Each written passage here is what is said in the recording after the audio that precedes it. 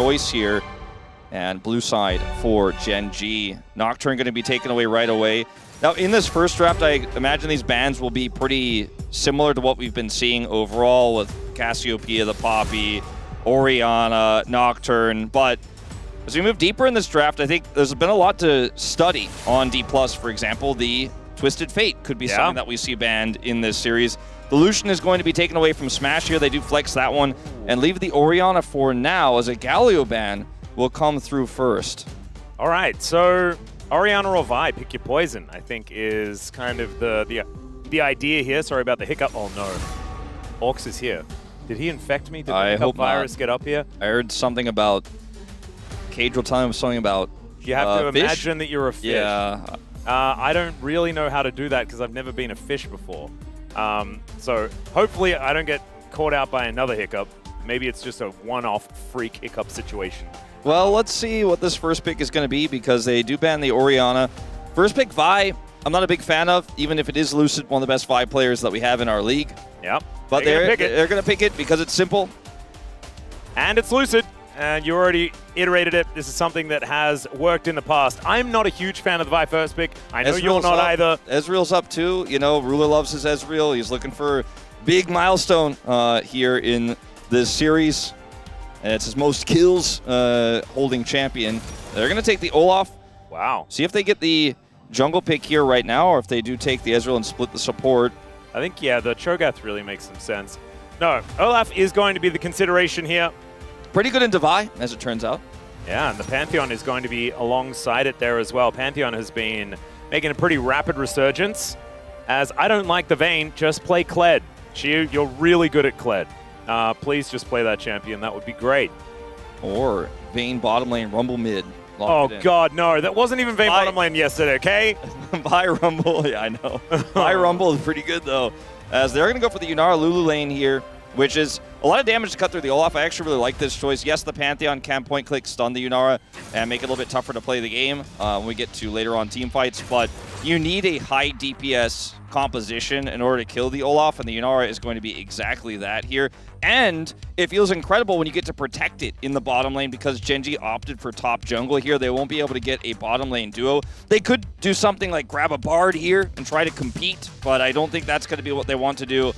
Because then some of the AD carry pairings will be taken away. The only AD carry I could see here is Ezreal that you could grab in this lane right now, but you won't get that range support with it.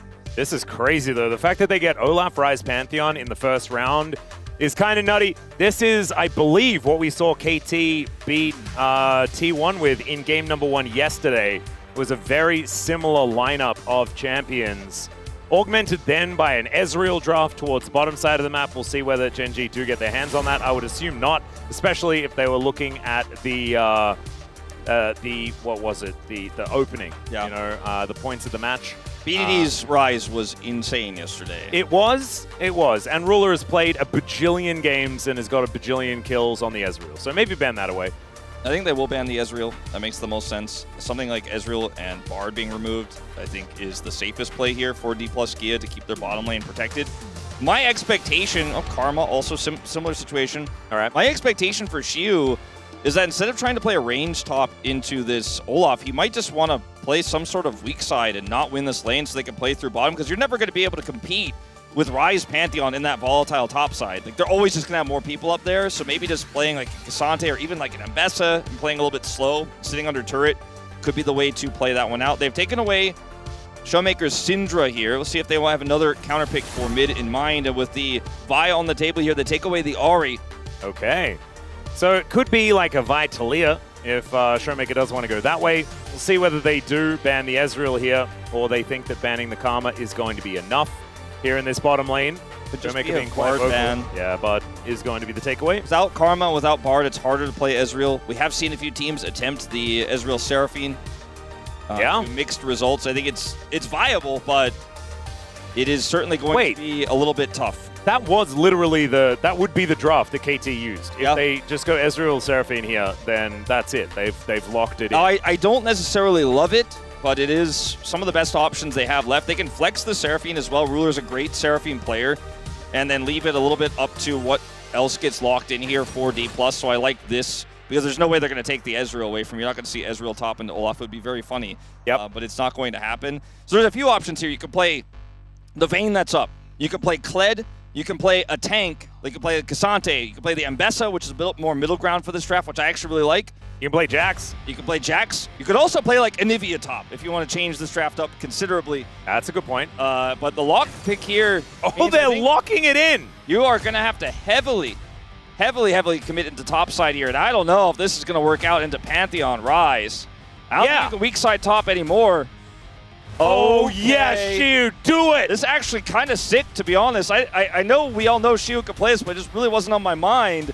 But it's actually the one pick that could salvage this lock pick for me. And I also, I love it alongside it. It's not going to be the case. No. We know that his Alawi is really, really fun and very cool, but instead it will be the Jax that we have seen work into the Olaf before. And this is the counter that's been attempted a lot, but hasn't necessarily found all that much success, so we'll see how Shiu is going to do on it. You could play Xayah here. It would be really weird, but I think Ezreal is probably safer. It's going to be and it's Ruler, and it's Jax, so like there's just even more reasons to play Ezreal.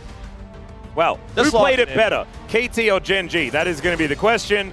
I'm very scared because I've heard this Chovy guy is like pretty good at League of Legends, and now he's on the champion that BDD just absolutely obliterated the game with. So we've talked a little bit about Lock and how you got to have winning lanes, and then you can just, basically dive and press your R button, drop your ult down, and just farm up kills, and then be an explosive power in the mid game and all that stuff. We know what this draft does. We know what GENG's draft does because we've seen it before. We saw it yesterday.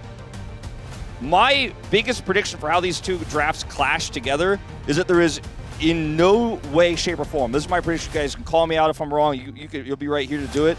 I don't think this will be a close game, period. It has to be one-sided. Either this lock composition gets online super fast and the game goes out of control, the Olaf is useless, and D+ run away with the game, or they try to and fail, and they can't do anything, and the draft is useless, and maybe it's a longer game, but GENG will have control from the mid-game on, and it'll just be a disaster. I don't think there's any game where we have a slow burn, not a lot of kills, moving into like 2-2 dragons, it's 1,000 gold to lead only. I don't think that kind of game can exist with these two drafts. I do think that if D+ get themselves to team fights, this could be absolutely insane. With Locke diving in with his Purgatory, you've got Wild Growth, and then all of that AoE from the Yanara with the Runans now buffed up, right? You can get to that threshold. This could be a Showmaker pentakill game. See what happens, though, so get onto the roof.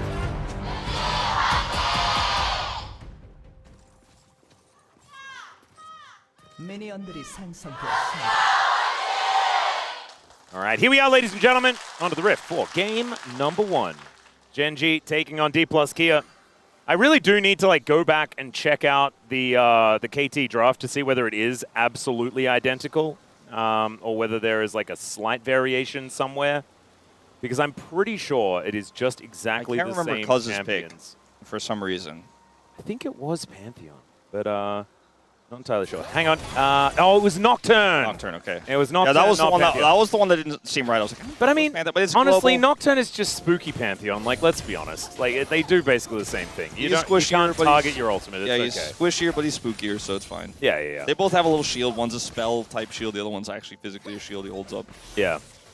So I think it will work in a similar fashion here to what KT represented yesterday, as it was a different opponent. This top lane matchup, identical, but the mid lane was a different one. Faker actually took the Ahri matchup, which was banned away this time around. Obviously, Showmaker has always had a fair bit of fun on the Ahri. Not going to be doing it this time, and this time going to be trying his hand at the Lock. And we've seen a lot of Lock picked up with Ignite in the mid lane and things like this. Showmaker has decided to go with the Teleport. Yeah. A little bit less aggressive into Chovy's Rise, which I feel is a gamble. I think he's basically just accepting that he will need to use that teleport to get back to lane. He's not going to be able to win burst trades. And speaking of burst trades... Yeah, Duro taking a lot of damage here, but now Ruler is Arcane shifting forward. Smash is in a lot of trouble. Ruler's just autoing him down. The flash has to be used. Oh my god! Okay, Ruler! He flashes to be able to line up the shot, and the King doesn't miss.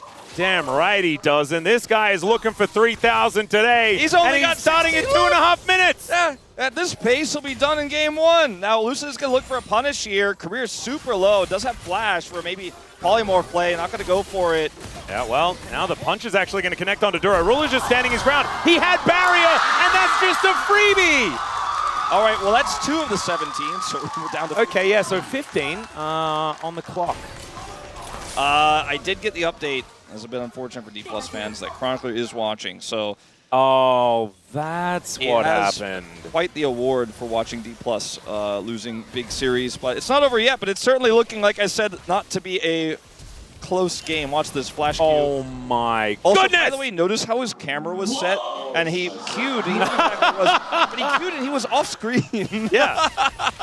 As Lucid just, I mean, this was optimistic, but I think he needed Career to flash forward and try to offer some additional damage and or polymorph. He had low mana. I just think it was a bad calculation. I don't know if Career really could have impacted that one, but Lucid certainly thought he could. Yeah, I think Lucid needed to, like, remember that there was a barrier on the Ezreal and realize that it was going to be a difficult one to kill. And he's like looking at Smash like, wait, he killed you without barrier? Well, now this GENG bottom lane are going to be very happy. I think they were already pretty psyched with how things were going. As, oh my goodness. Yeah, I think Ruler managed to go back and buy, like, I was going to say, what half did you the shop. Sheen and a tier. As it turns out, if your opponent is level 3, a Sheen proc does 1 trillion damage. Yeah. Metaphorically speaking, of course. Yeah. In this case, it does like 87. Yeah. I was rounding. Uh, Rounding up to the nearest trillion. all right, so this might just be the game. I mean, I'm not kidding, and it's very sad, but Locke needs a lane to play through prio-wise. Now, if you're Canyon knows on the player cam was laughing when this happened. Canyon's like, cool, I think I'm going to put my focus on top side. Yeah. Just play safe bot Ruler and take your giant lead and keep shoving it into this turret because now they can't play through the Jax anymore because I'm going to be up there. Can't play through a Yunara Lulu lane. And what's the Vi going to do? The Vi lock setup, not that great, actually, until the Vi becomes, or sorry, until the lock gets bigger as Smash is alone.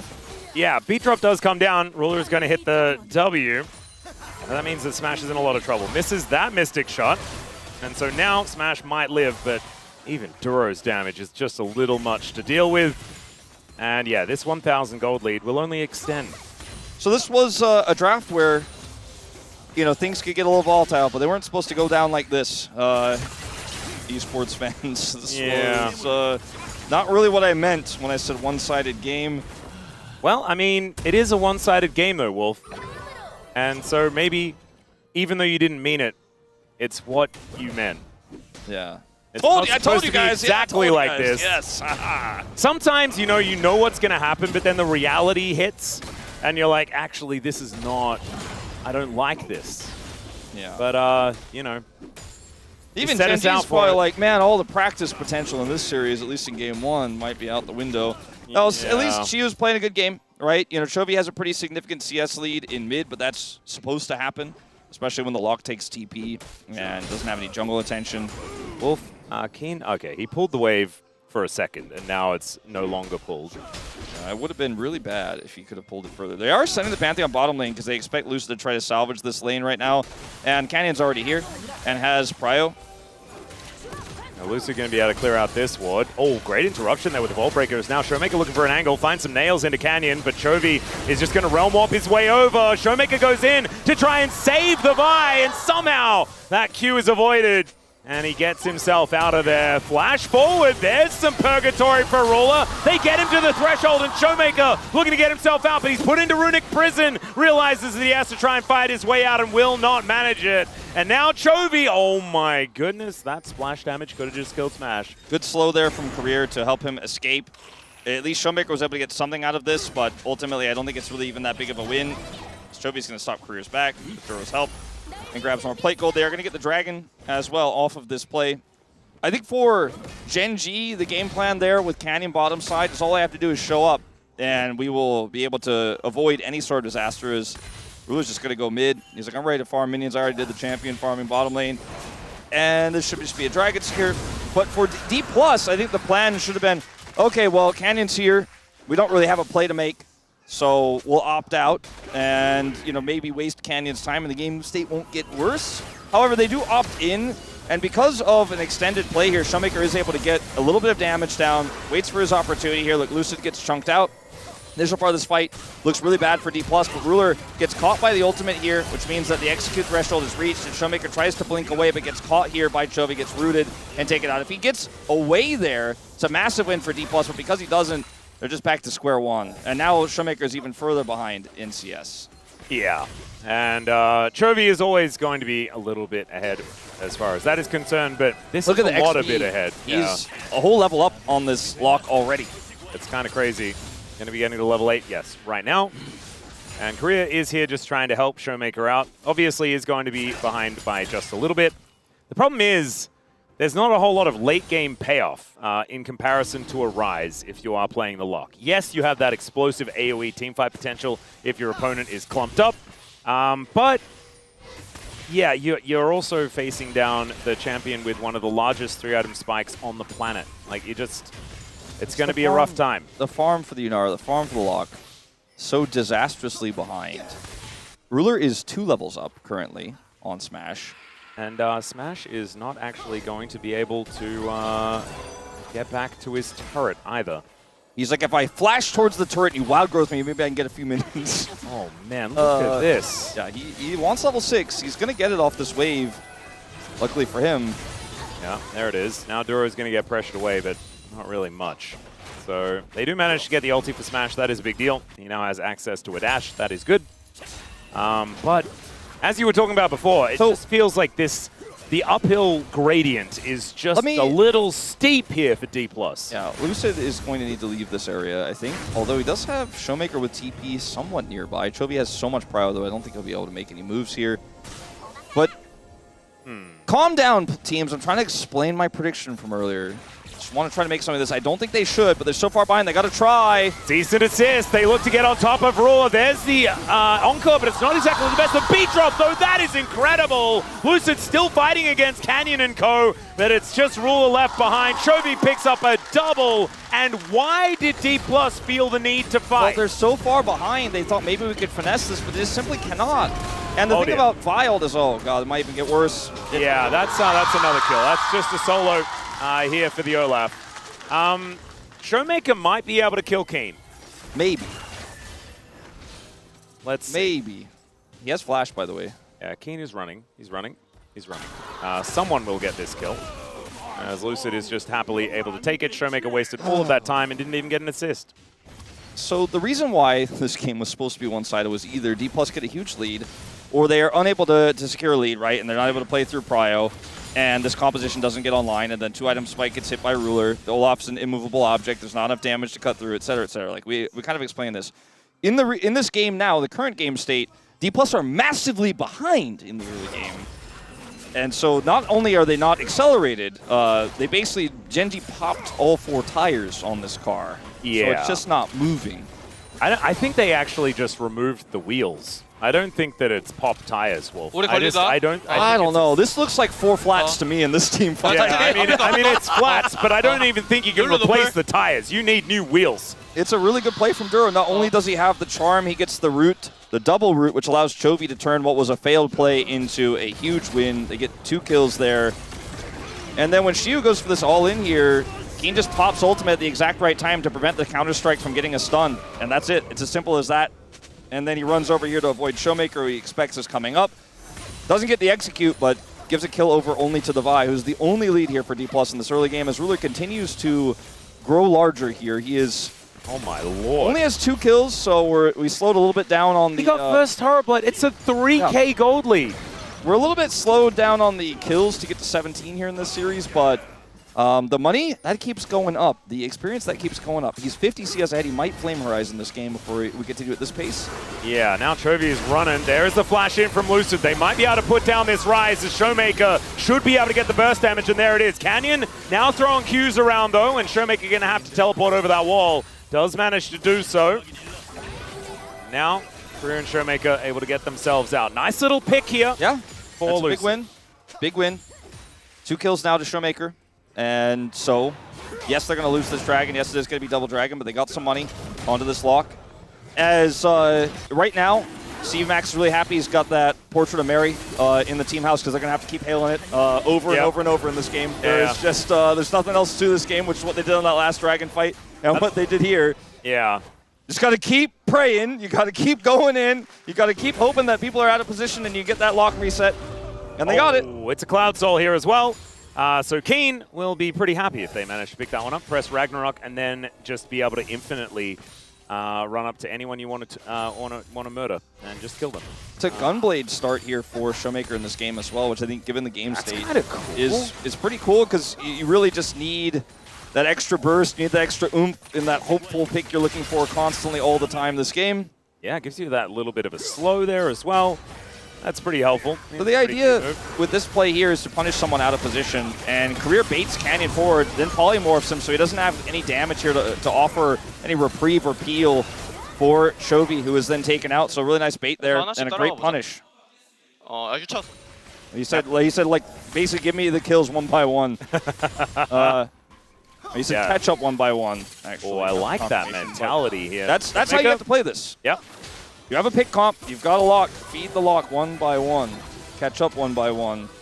I think trying to get Smash into the game might be a good idea, but also maybe not. Maybe you just sort of let Smash get the farm where he can and just do your very best to make Showmaker get to a position where he can just make people explode. That's what this champion kind of does. That's all right. Xiu does hit level 11. That is a big spike here for the Jax. His team fighting will be dangerous as this game goes on. And they do have a pretty squishy support, right? Like there are picks to be had around the map. And Pix is on the map because Korea's playing Lulu. So yeah, it's a really pick-based comp with that in mind. Yeah, Pix-based. Yeah. In fact. But now there are just minions crashing towards this top outer turret. Nothing that DK can do about it as Keen might be the target of a gank. Duro's aware of this. Strong possibility. And he is here with a Pantheon that has ult as well. I don't think D+ should pull the trigger here. Full health, both summoner spells available, Olaf with ultimate at the ready. Like, I don't know whether you're killing Keen here, guys. But they can just waste the time of Duro and Canyon and get plates. I guess so. Well, Lucid is actually going to look for the angle here towards the Pantheon. Canyon now gets underneath the turret as Korea gets himself the wild growth. Canyon doesn't find the angle onto the Lulu, and Keen is so incredibly low, but keeps himself alive. There is a counter-strike. Somehow D+ are still alive as Lucid goes over the wall. And they're still looking for a dive. Guys, just get out. This is already good. In they go. That is going to be the kill onto the lock. But down goes the Olaf that they were looking for as she almost manages to sidestep, but doesn't really get there. Duro is now going to overstep as Lucid. Oh, is the beat drop going to come through? There's the Vault Breaker, and he gets the kill on the Seraphine. I think in the end, GENG win because they had Chovy pushing the whole time in the top lane. I think that this is the best you can hope for as D+. They're taking a page out of the DN Supers book. Like, this is how DN Supers have been playing so well from behind. You just put 4 people in a side lane, and you force them to react. And then they outplay here. Look at this wild growth timing for Career after he's charmed and focused by Canyon. Then Canyon's in the wrong spot, flashes himself, then misses Career, and now doesn't have his buttons for a few seconds here. Shio waits for the counter-strike. They dismantle this defense. They take out the Pantheon, and then they can look for the redive here onto Keen. Doesn't have summoners anymore, no exhaust here. Lucid goes in first. They have the damage here. It's a sacrifice of the lock, and then Duro gets a little greedy here trying to punish. And yes, he does get Xiu ultimately, but when this charge Q comes through from Lucy, he has enough of a shield here to force him back. And for some reason, Duro goes back in again and does end up dying there. All that Vi damage. And they're going to look for a rinse and repeat. This is actually so ironically the DN Supers playbook. And part of how they beat GENG in Kespa Cup, actually. Here we go again. Yeah, Chovy's moving over though this time around as Showmaker gets the nail gun out, but isn't able to find too much. Canyon will be able to take the Rift Herald without too much of a response here. Heads back towards his jungle. And I think that, like you said, the side lane pressure from Chovy, all the money he picked up there, is definitely higher value than what D+ are doing. But if D+ just play a standard game here, that's also going to happen. And they're just going to get pushed out of the game. Now they have a Jax that's got some money. You know, this lock is further online than he was before, has tier 3 boots. And all the while, Smash is, like you said, just not being played through, but farming. And it will eventually be an AD carry threat later on. And with this pick comp, if you kill anyone first, then the Yunara can clean up in a 5v4 pretty easily. So I think this is still an incredibly GENG favored game state, but it feels like D+ had at least a good plan as to how to play this draft from behind, which is way more than we could say for most teams. Yeah.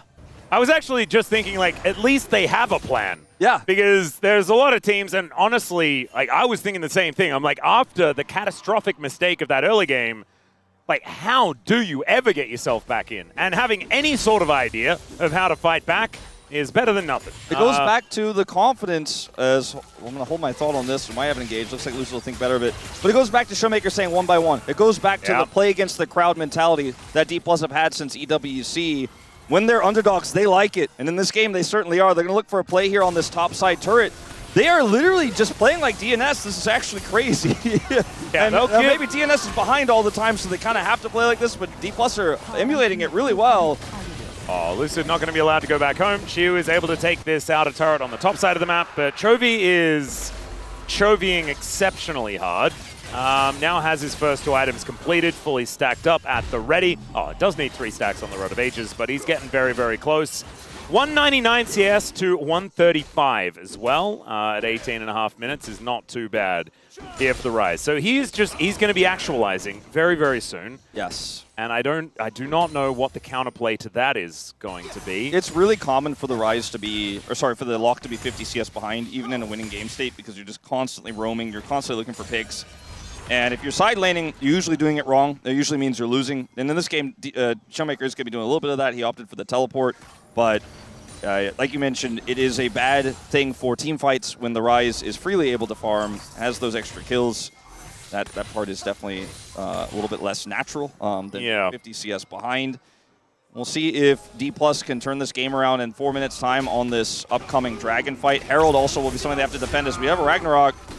Oh, Lucid actually able to get towards the back of this pit. Does flash to get himself out of the way. Like you were saying, Ragnarok was invested into that, but not the biggest of cooldowns when there is a flash now down on Lucid. I think Lucid played that pretty well to escape, but like you say, a trade of ults and flash in the short term, good for D+ here. In the long term, bad for Lucid to not have that. I don't know if they'll be able to punish this Olaf at all. Yeah, going to be a difficulty, as you can see. Keen now parking himself towards his top lane. Showmaker doing his very best to actually collect some farm, at least for now, to build that second item as quickly as possible. Chiu does have his Hex Plate now done. Pretty cute that we've seen Jax's move towards this item as well. Seeing a lot of... I think this might be a result of the pseudo-nerf to the Sundered Sky. Yeah. And now you're going to be moving towards that one as well, getting more access to the Grandmaster's might, especially in the matchup against the Olaf. The observers really want to show everyone that Chovy's about to have a literal 2-level lead, that this first level lead he has right now is completely legit, but he's about to have a legit 2-level lead, and possibly even a 3-level lead temporarily. It's like a 2 and a bit level lead. Yeah. That's kind of nuts. He's continuing to move towards his top side. We'll wait to see when that Rod of Ages is going to tick on past. We might actually be able to see the... There it is. There it is. There he is. We get the animation. Beautiful. 2.5, but on screen and in stats, 3 levels. And okay, Keen is going to take a lot of damage here. Showmaker looking for a bit of an angle. Soul Ignition is there. He eats that gray health to try and keep himself alive. They are going to be able to get a few plates here, I'm pretty sure. But Showmaker, Chovy is at this top lane inhibitor turret, and there is like 2 plates left. Yeah, you can't overload the one lane and just play through that and ignore the side lane when it has a Herald in lane and it's a Rise that's super fed. Yeah, do you want to know what's really unfair, Wolf? It feels like GENG are overloading the top lane when they only have Chovy there. Yeah. So D+ lost a lot of the tempo they were looking for earlier on, since the outer in the bottom lane is gone, the outer and top lane is gone, so you don't have a dive setup. You kind of just have to go super deep, which is too far to play on this map into a Pantheon. And the Pantheon Rise here can pinch you if you try to push anywhere else. Like if they tried to push the mid-outer, they would have just gotten Realm Warped and Starfalled on. They kind of just have to defend, sadly. Well, yeah. It happened. Yeah, he actualized. Yeah, he actualized. He actualized, he realized a 2-level advantage as well. And like we're looking at GENG take this Scuttle, clear vision, and they probably start Baron soon. It's a 3-item Ezreal at the fairly average 2-item spike point. Yep. And so, yeah. Yeah, this is a really difficult game. That being said, there's one takeaway that we can have, and that is Thank you, Ruler, for teaching us about primary colors. Because he does have 3 items that do represent the primary colors. Yeah. So that's kind of cool. And he might take us through the rainbow, you know? Might be a Sterix next. Sorry, a Spirit Surgeon next. Add a bit of green in there. Yeah, he needs green. Yeah, I know it's a tertiary color, but it feels primary, doesn't it? I mean, the Boots of Lucidity also kind of representing a sort of a turquoise type vibe going on. Yeah, this is like a cyan sort of thing going on in the background. Otherwise, it's red. Let's see what you're throwing down. This is what we're talking about here in this game, because it's been really quite difficult for D+ to find any sort of angle back in. And yes, they grabbed some picks, but look at this. The Lulu gets Arcane shifted and Mystic shotted once, and that is an almost dead support. The next thing to talk about here is, can GENG take this Dragon while also getting more on the map? Or do they need to bring everyone here for a D+ contest? If they kind of half do the setup, like if they don't really do their due diligence here, then maybe, you know, Showmaker cleans up some kills here. So they need to, I think, group. Oh, okay, cease and desist, trying to get on top of Ruler, but the Arcane shift timing's too good. Showmaker dead before he can do anything, as Shiu trying to get on top of him, but Ruler just kites it out. Gorgeously played by the GENG 80 carry. They'll take themselves a Cloud Soul, and if this game wasn't already over, by God, it's over now. Yeah, it's Cloud Soul, it's Baron, and Career's like dropping more vision on the Baron pit. I'm like, all right, well, good luck with what you're going to do with that, my man. But he's doing his job, but his job has very little purpose in this game. If this were a giant corporation, he'd probably get laid off in this one. As Lucid can look for a steal, he's got Flash. Okay, maybe Duro? Yeah, Duro's going to get taken out. Ruler is now going to get polymorphed and Smash. Looking for the angle, finds a double kill. Lucid gets into the Baron pit.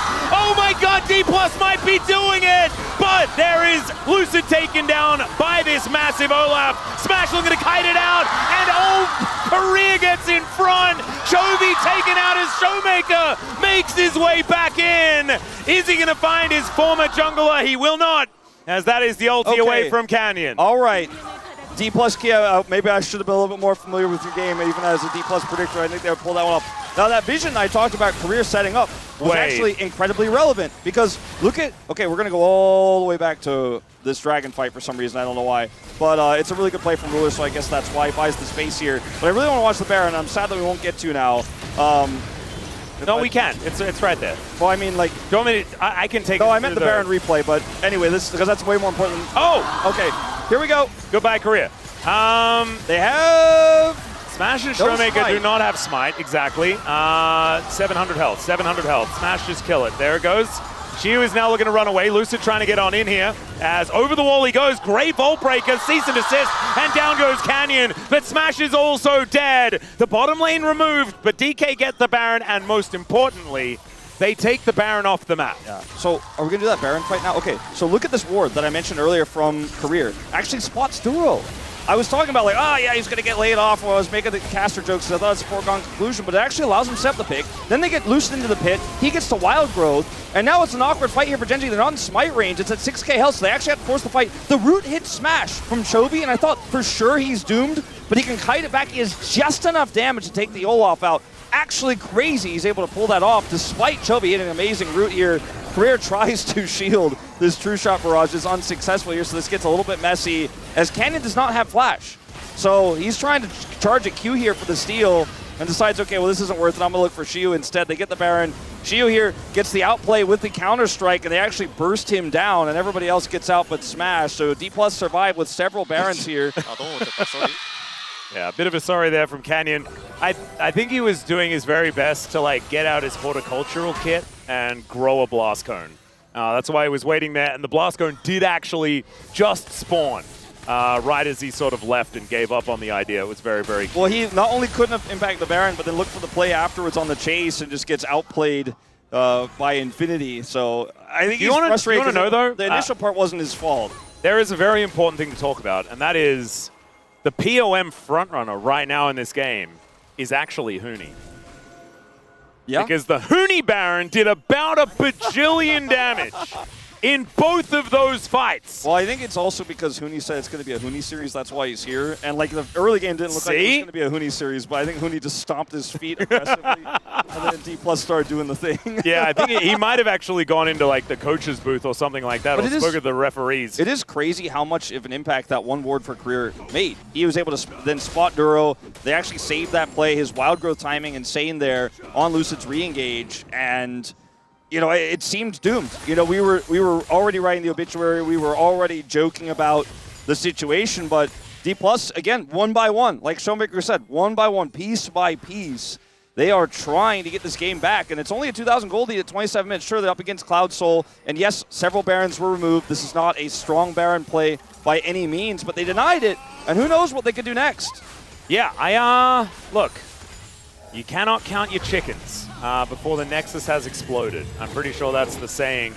Yeah, I'm pretty sure we saw like about 27, and we were Yeah. And then there were just more chickens to come. So there's really no point until I feel like have them all sorted out. The cuckoos from Zelda attacked us because we were poking the chickens a little too much on that one. Yeah, don't just like start waving your sword around in Kakariko Village, okay? Don't do that. It is dangerous. Well, GENG stabilizing here. You know, Ruler's on 4 items, has his Shojin's done now. Arm guard for safety here for Chovy. No GA yet for Keen. Or I guess he's not going to be building that this time. We'll be building the Sterex, but... Or the Death Dance. Or sorry, Death Dance is the word I was looking for. Thank you. But third item Sterex has been a thing more recently. Yeah, optional. But Death Dance is what he's likely going for. He doesn't have that yet. Arm guard also bought here for Shiu. We could give him another Counter-Strike in a team fight. Let's see if he walks into a trap here, though. Oh, Keen and Chovy. Oh, he does get the ward down, but this is still going to be a very difficult moment because he doesn't have his flash available. Chovy just going to prevent him having any opportunity to get over this wall. And Keen and Chovy grab themselves the pick onto the Jax. Now 45 seconds. That could be an inhibitor here, you know, just on the play itself, because they have such a big push here with this cannon wave, and they have control with this Pantheon in the mid lane. But there's also an Elder Dragon that's coming up in 33 seconds now, and that's about as long as it's going to take Shiu to respawn. I think he may have the teleport available, but if Showmaker dies... Oh my goodness. Okay, Ashen Pursuit does get himself out of there. And D+ Gear need to be so careful in this 4v5 scenario. GENG setting up the siege. This turret is not going to last very long, and down it will go. They're not going to bite off more than they can chew. You can feel it, can't you? Yeah. They are playing so much more measured now after that disaster that just happened around the Baron. 4 seconds till Elder. D+ actually have the vision around it, and one of those wards was just replaced, so they had 3 and they only have 1 now. Oh my god. From Jax. Like, they actually have Prio, at least. They have Prio on this Elder. This is crazy. Immediate teleport from Shiu gets him over there. He's got an arm guard as well. These wards have been so high value. You know, this one will be cleared, and he is known. It is known that he's flanking here. They don't know exactly where he is, so they have to play it slow. Yeah. They did their pull bay research, and Shiu is now going to have to leap strike his way out. Undertow is going to miss, but Keen still running after him. D+ have Prio, but they still will have to win the ensuing fight in order to secure this Elder. They can't start it right now. They're too far behind. I think the one thing that D+ have been really good at is understanding the ebb and flow, right? As they chase Shiu out of there, the rest of D+ are moving down. You can see them on the minimap. Immediately following, they see Chovy moving over. They see Keen coming in, and Shiu, looking for the angle, he finds the stun onto Ruler, but he is able to get himself out of there. Now Chovy flashes on top. Showmaker just dead as this Olaf is going ballistic, and all of D+ are just going to get routed. It was a cute little idea. It was a fun play around the Baron, but it's become all business for GENG, and they've just closed up shop. D+ were kind of like annoying mosquitoes flying around GENG, and they were eventually swatted down in this final moment. I liked how you mentioned the ebb and flow, the push and pull of Shiu trying to pull them away from the Elder so they could force their way in and have that Prio. But GENG were looking for a fight, and a fight is what they got. Chovy celebrates by breaking his arm guard here in a very close game, much closer than anyone anticipated. GENG are able to take the win here. A very close stomp is what I'll call it. Yeah, it was a stomp like I predicted, but it got a little closer. Yeah. I don't know if I'm right or wrong, but ultimately at least GENG faced some challenges in the mid to late game, maybe more of all of the late game there, as D+ were able to straight up outplay them on the Baron, and that got them a second lease on life, sort of, but the main lead still remained. The team composition was still online, and that lock in the final team fight did less than nothing, and that unfortunately is how it goes when your enemy is ahead and you're playing a comp like what D+ have. I have to say, though, Ruler was just a man possessed here today. The bottom lane play, absolutely perfect. And the way that he played out these team fights as well, always seemingly having the answers. Him and Duro, they're just to outplay D+.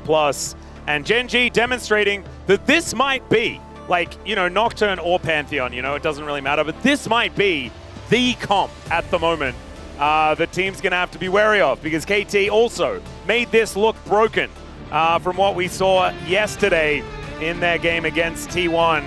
T1 were able to bounce back, though, and we'll see whether D+ can do the same thing, because this was a tough loss. It was very one-sided. You can see CVMAX has the words to give them. We'll see whether they're going to be positive as we get towards the Rift for game number 2. After the Space breaks this one down, after the break. We'll see you soon.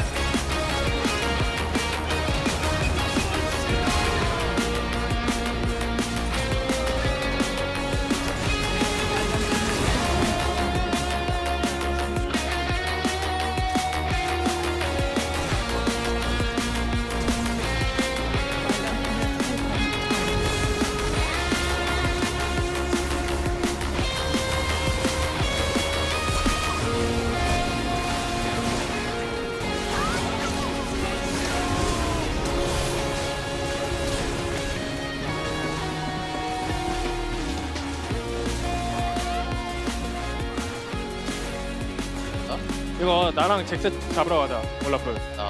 나 잭스? 야 텍스. 자 이거 우리 때 이즈 조심 이즈 조심. 먼저. 한번 넘어갈게. 맞아. 야 유나라. 나이스. 나이스. 야 텍스 누워 있어 여보. 진짜 교전 너무 됐네. 까비. 난리 났구만. 난리 났어잉. 진짜 훨씬 빨리 끝나는 건데. 까비요. 바텀에서 나 못했다가 연속을 들리니까. 바텀에서 바텀 진짜 그냥 퍼들었는데 이거. 이거 바이 여기서 큐 맞는 게 그냥 개반해요. 나 그전에 그냥 큐풀 실수부터 그냥 말이 안 됐어. 그거는 이제 1년 질만하긴 했어요 형. Weird right of first selection here as well, as D+ chose blue side and GENG chose second pick. And it's not often that order that we get it in.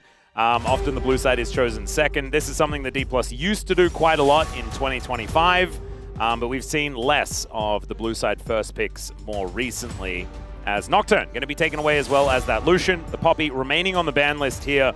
We've seen Poppy kind of left up, but not actually picked on this patch more often than not, but still going to be on the ban list here for D+. A lot of respect being shown to Smash's Lucian. Most teams are banning it away from him. I do think it's a good idea. No Cassiopeia just yet. No. As blue side here for first pick and blue side for D+ Gia means they have first pick for that, so they don't have to ban it. Galio's taken away, so if you ban Cassiopeia, Showmaker gets Orianna, so I think we're going to see a bit of a trade here. I would imagine so. Maybe they just ban Jarvan. Could be an option. We'll see what they do decide to do. Could be something completely off the wall, as the Jarvan will be the ban. I think that makes sense for a trade. If I'm Showmaker, I prefer the Cassiopeia here, I think. It's just so strong, so powerful, pairs with so many different jungle picks. There's no Nocturne, obviously no Jarvan, so going for Orianna can still work, but it's not as powerful as it could otherwise be. I do think locking down the Cassio could be a good idea, because I think they'd want a Lee Sin for Lucid as far as the next jungler on the tier list. And Cassio can be hard to play into as the Lee. So it could be an option to just lock that one away and then try and get your Lee Sin next round. That's looking like their plan here so far. I suppose they could have considered a Lee Sin first pick and then gone Lee Sin Orianna into the Cassiopeia themselves, but they decided not to. Which means Canyon probably is going to get his hands on the Lee Sin here with the Orianna on the other side. That's if they want to play into Miasma with it. Yeah, it's tricky, but I think it is quite powerful still. If you play it well, Cassiopeia is still very immobile regardless. So could just be Xin Zhao here for the Orianna pairing, as that's the last likely jungler that's going to be picked up here that isn't the Lee Sin. Does walk into a Trundle counter pick, but we have seen that work very rarely these days, even though it's still picked a lot. Yeah. They're actually going to take the Bard here in a split bottom lane. Okay. Let's see if Smash and Career are willing to take a Caitlyn lane, for example, to deny that pairing here, or if they're just going to accept this and look for jungle and a strong top pick here for Shiu. Looking for that Lee Sin I was talking about. Yeah, just going to stick to the plan by the looks of things. So Lee Sin and maybe... Oh, never mind. You're playing into Canyon's Skarner potentially as well if you do pick the Lee Sin. It's a good point. As against any other team, I think it'd feel pretty good to blind this, but against GENG, definitely some second thoughts, I have to imagine. Do you want to lock the Caitlyn here now, though, for GENG? That is the big question. How much do they value getting that good pairing with the Bard? Because you will lose that option if you do not lock it away here. So I do like throwing out the Lee Sin. I do also like the idea of blind picking your top laner here as well for D+, because GENG can only pick so many things. This is a very cool one. Seen the Camille come back towards the top lane a whole lot more on this patch and can still be flexed into that bottom lane if they want to. So is it Caitlyn? Feeling very good if it's Camille support, but again, less likely, as you were mentioning. And I think there's just not a whole lot of lanes you can play into this. Even if they go for like Karma, it's okay, but doesn't feel great. And they could just ban the Karma now if they're worried about it even slightly. I would prefer not to have this be a just clear 2-0 from the Draft Wolf. The Ziggs, though, is going to be banned away first. And what are we getting rid of? They banned? As far as the... I mean, maybe you just get rid of Skarner and then whatever one top lane champion you don't want to deal with. Skarner 1000%, I think, in this ban spot, but everything else a little bit more open-ended. You could ban Skarner and Jarvan and just be like, you're playing something awkward here in the jungle. Good luck with it. As the Ziggs ban, it's not because Ziggs necessarily pairs incredibly well with the Camille. It's just a bottom laner that can sit back and farm while you play through topside, where your Camille is and has TP. Yep. Feels like a great ban. It allows your Camille to roam as well a whole lot better. Yeah. This was our first Camille lane that we really saw starting to pop off towards MSI times. Exactly. So they just don't want to allow that. There's the Jhin. So leaving the Karma, but not really any strong pairings left for it. If it's Sivir Karma with this draft, it'll feel so bad. I knew Ryu was my favorite coach. Look at that. The Jhin ban, gorgeously done. Probably just a Xin ban, I think, here to prevent that from coming through for Canyon. Wouldn't mind it. Otherwise, what do you hate to play against this Camille top? If you show that ban, I don't think there's anything right now in this meta that you want to play in this situation, but if you show that ban, it makes it very clear what you're doing. Just banning Vayne isn't as obvious because that's good into basically everything right now, so leaving your options open, you could still play some more support Camille and play Gnar top, for example. Yep. Well, Ruler is going to have to give away one of these options, probably a jungler. I think they can just go for the Xin now and wait and see. Give Keen counterpick. This is why GENG chose second pick. They get to have this option. Go Xin Zhao and then say, all right, let's see. What are you bluffing, or is it just Camille top? What could they also flex? Maybe they just pick Shen. Shen something, and then just put whichever one in the top lane that you want to play. I love that. I'm hoping that is going to be the idea here. Playing Shen into Bard Caitlyn doesn't sound very fun. Playing Camille into it also doesn't sound fun. Yeah. Maybe some sort of Karma lane is what they need. Like Sivir Karma feels so hard to play. So bad, but I guess they might have to. Oh, what about playing bottom lane Cassiopeia? Or bottom lane Victor. Smash did start his mage bottom lane career playing the Victor. By the way, D+ was the first team to showcase consistently playing mages bottom lane. They did it at EWC. They had the most flexes. They were the best at it. But we're going back to it now. Slam me the Varus. Shiu, give us an 80 carry on the Rift. All right, it's a very short range 80 carry that sometimes gets too angry. They banned the Vi, but Tristana, which by the way, Shiu is very familiar with this as a counter pick, is still available. And I have a feeling Keen is pretty interested in that response. He could also just play Ambessa. They've got a great comp. It's gonna be a good ball carrier. Twisted Fate, a classic. And so a player who's known to do this, he and Zeus really making this a thing years back into the Gnar. I hate to say it, Well, I think we have to acknowledge it. Once again, D+'s draft leaving us with, I don't want to say confusion, just a little bit of disappointment because it feels so obviously kind of stunted by its comp win cons. Like last game we had, it has to get ahead, it has to do this, it has to do this. In this game, it's like, well, it has to scale, it has to be stable, but you're playing into a Caitlyn Bard lane.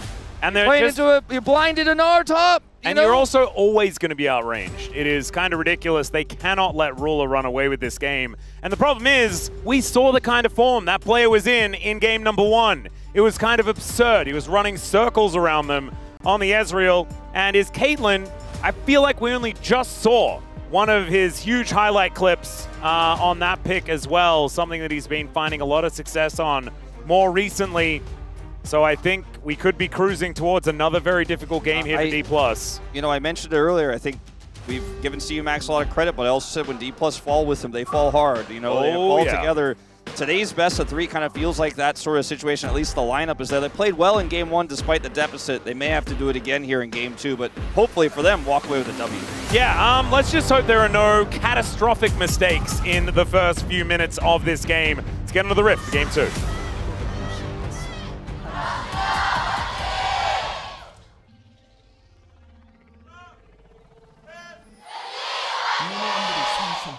All right, here we are, ladies and gentlemen, onto the Rift for game number 2 of our Saturday showdown. DK backs against the wall. And they're going to need a bit of a miracle here, as Chovy with the Capybara do very much like that as an emote choice for the start of the game. And Korea already bone plating down. That's not his favorite thing. No, this is going to be a very difficult time. Yeah, it's Smash and Career in this lane. So we've talked about it so much, but when you're playing mage into AD carry, you have to line something up with your support and get a good bursty trade. In this case, you're gonna hope to like get a gravity field to land while you've got the hook shot coming through. So you got to start with the gravity field. You do something like that, which you can't do at level 1. Then you can kind of get enough damage done to where you can continue to trade. Otherwise, the AD carry presses the buttons while you press your buttons, but then the AD carry keeps shooting you. Yeah. And when they have a range support like this, with Electrocute, you can't win trades, actually. So I think with the MR that's been added to our marksman here as well, it just it feels bad. Yeah, I'm gonna go with that. I feel like we've explained this 1,000 times, but every time it happens, we have to be like, well, let's go back through the reasons why this probably isn't a good idea. Yep. Sometimes it is important to reiterate.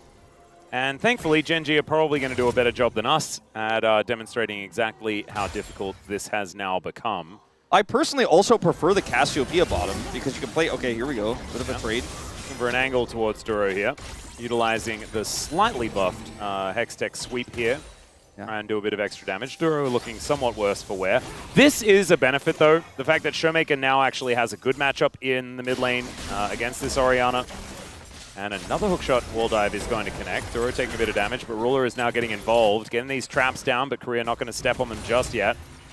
As Duro may actually just go back, grab some Coco. They can't extend the trades. Like, they're doing exactly what I was talking about for the burst trades, and it's going as well as it can, but that's just not well enough, because as you mentioned, there's the sustain there for the bar. Now some traps are set up to prevent Career from making a play like that. They can continue to position aggressively. Lucid is nearby, but I think he has a ton of agency here. Let's see how aggressive they get with no vision. She was 7-0. Okay, that's kind of crazy. As Lucid looks for the angle, they get on top of Duro. Everyone's flashed, and the Ghost is now popped here from Ruler. Traps it down. He's trying to be frustrating, but Lucid is just going to head back and say, well, my work here is done. Yeah, I think Canyon's going to say the same thing. Yeah. Wasn't able to get down here fast enough. I didn't think they were going to go for the play, but they actually do get the punish. And this will actually impact the lane significantly, as Smash and Career could stay here, get some additional farm, and will only find themselves a little bit down in CS. Yeah. Trying to get the backstop here onto Ruler, but will be unsuccessful. He is flashless, but fortunately for Lucid, not able to get close enough to impact him there. It will be a plate, potentially here. It's very close. Looks like not quite on this wave. I think they should be able to stick around, though. Smash does have teleport, so he can be back to lane whenever he likes. Gives them a little bit more flexibility when it comes to going for those resets. So I like this from D+.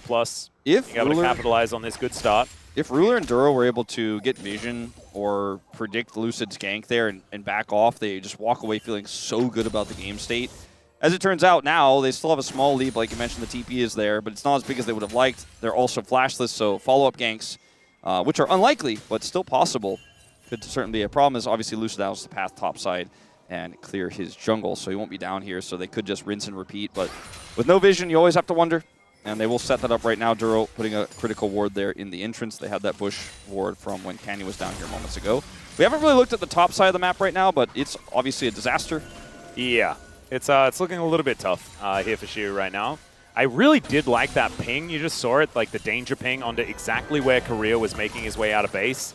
They knew that this Camille did want to start roaming around, and Duro right on it, knows exactly what's going to be coming here. So everyone can stay safe. You were talking about it before, but the scaling on both sides is pretty good, but I think that GENG very happy for this game to go late.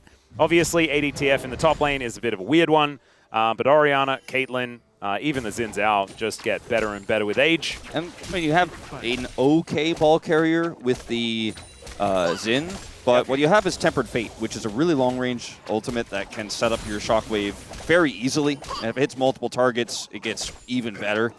So maybe the bar is the real ball carrier here is Duro is going to have to go away. Yeah, it takes the magical journey and is going to be absolutely fine in the end. Nothing too big from this. We'll just force him to back.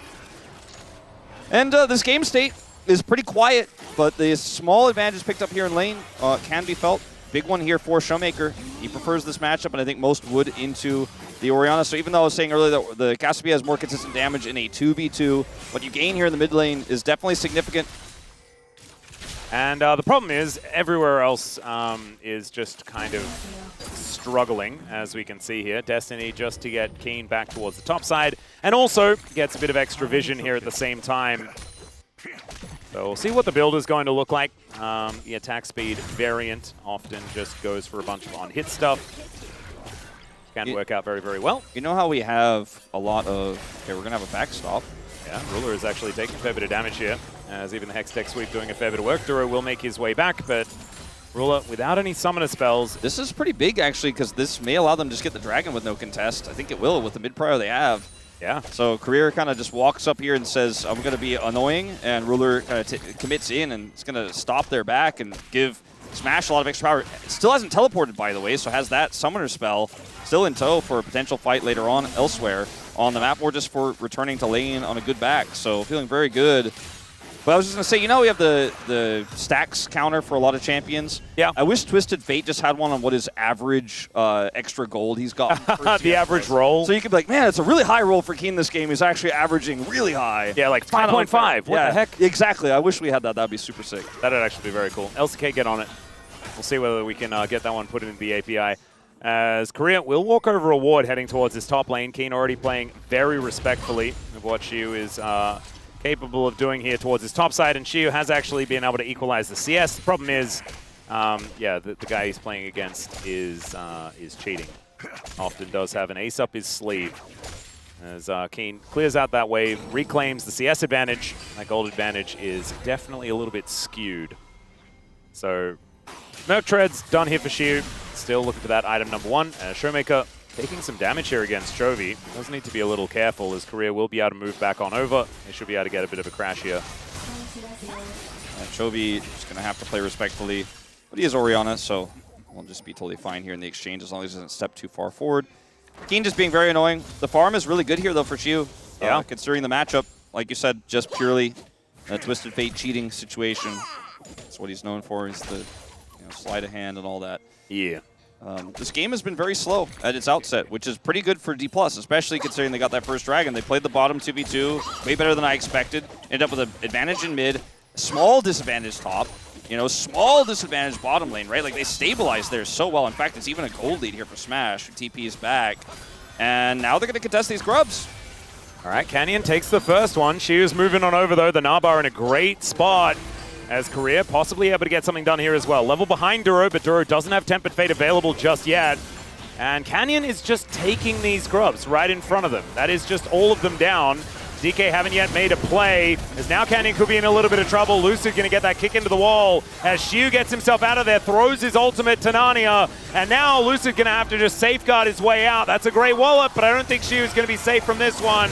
And there is Keen locking down the kill. Another one going over to Canyon as well. GENG just finding everything they want, stunned against the wall, and it's a double kill for Keen's Twisted Fate.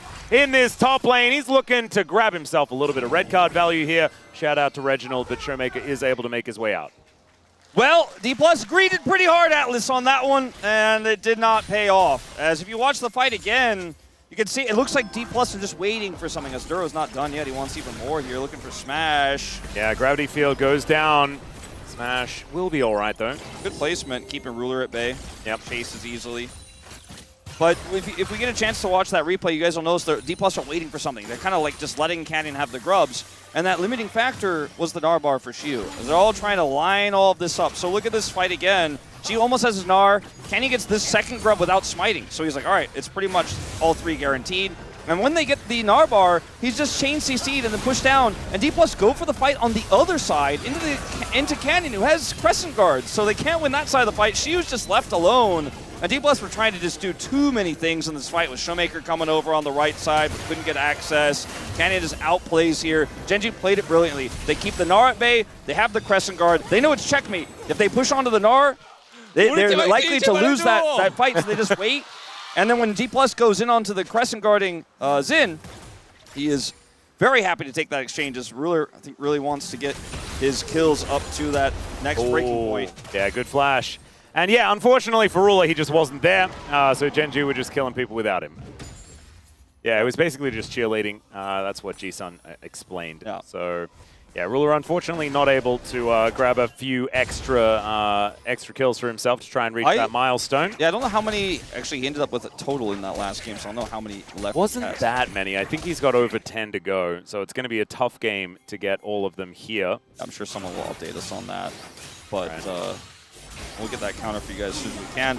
By the way, he's sitting at 0 right now. Not the early explosive start for him that he had in game 1. And Chovy as well has picked up a couple of assists after this. It's been a bit of a slow game. Obviously, as Orianna, you are going to take your time. The Kraken Slayer is now done for Keen. 2-0-0 on the TF. And you can see, like, the CS lead has not changed, but he's now 1.3k ahead. Now Ruler gonna have to flash away. Lucid looks for the angle, but the net was too good alongside the flash, and Ruler will be able to make his way out. Yeah, just doesn't go for the kick. Still has it now for this fight. All right, Hextech Ultimatum gonna pull Duro out of his magical journey, and Lucid tags him with the Q. The Bard should be going down. Safeguard's gonna get him in there as there's the kick onto Canyon to get him out of this fight, and now Smash is on the board. Looking for a second Dragon here as well as D+. They are not out of this game yet. Chovy wants to stick around here, but I don't think he should, especially with that push in mid. He's not going to be able to accomplish anything, even with the Shockwave. So just leaves, and now is just going to have to catch this wave. So they don't get the kill onto Ruler. Well, they're able to get his sums, and then with that kick in tow, they make the turn happen. And GENG were just trying to bite off a little bit too more than they could chew there on that play, but the timing of the ultimate there for Career Fantastic is able to prevent Duro, even with his magical journey, from getting away. Yeah. Without the support there, it was just not a fight that was ever going to be winnable without Chovy being able to join and Ruler being pushed away. So clean fight. We'll watch it again. So after the escape of Ruler isn't here, Chovy isn't here yet. Duro's like, I want out of this situation. Now, GENG, who were rotating over to try to get a punish on that pick onto Caitlyn, are caught here without their mid laner.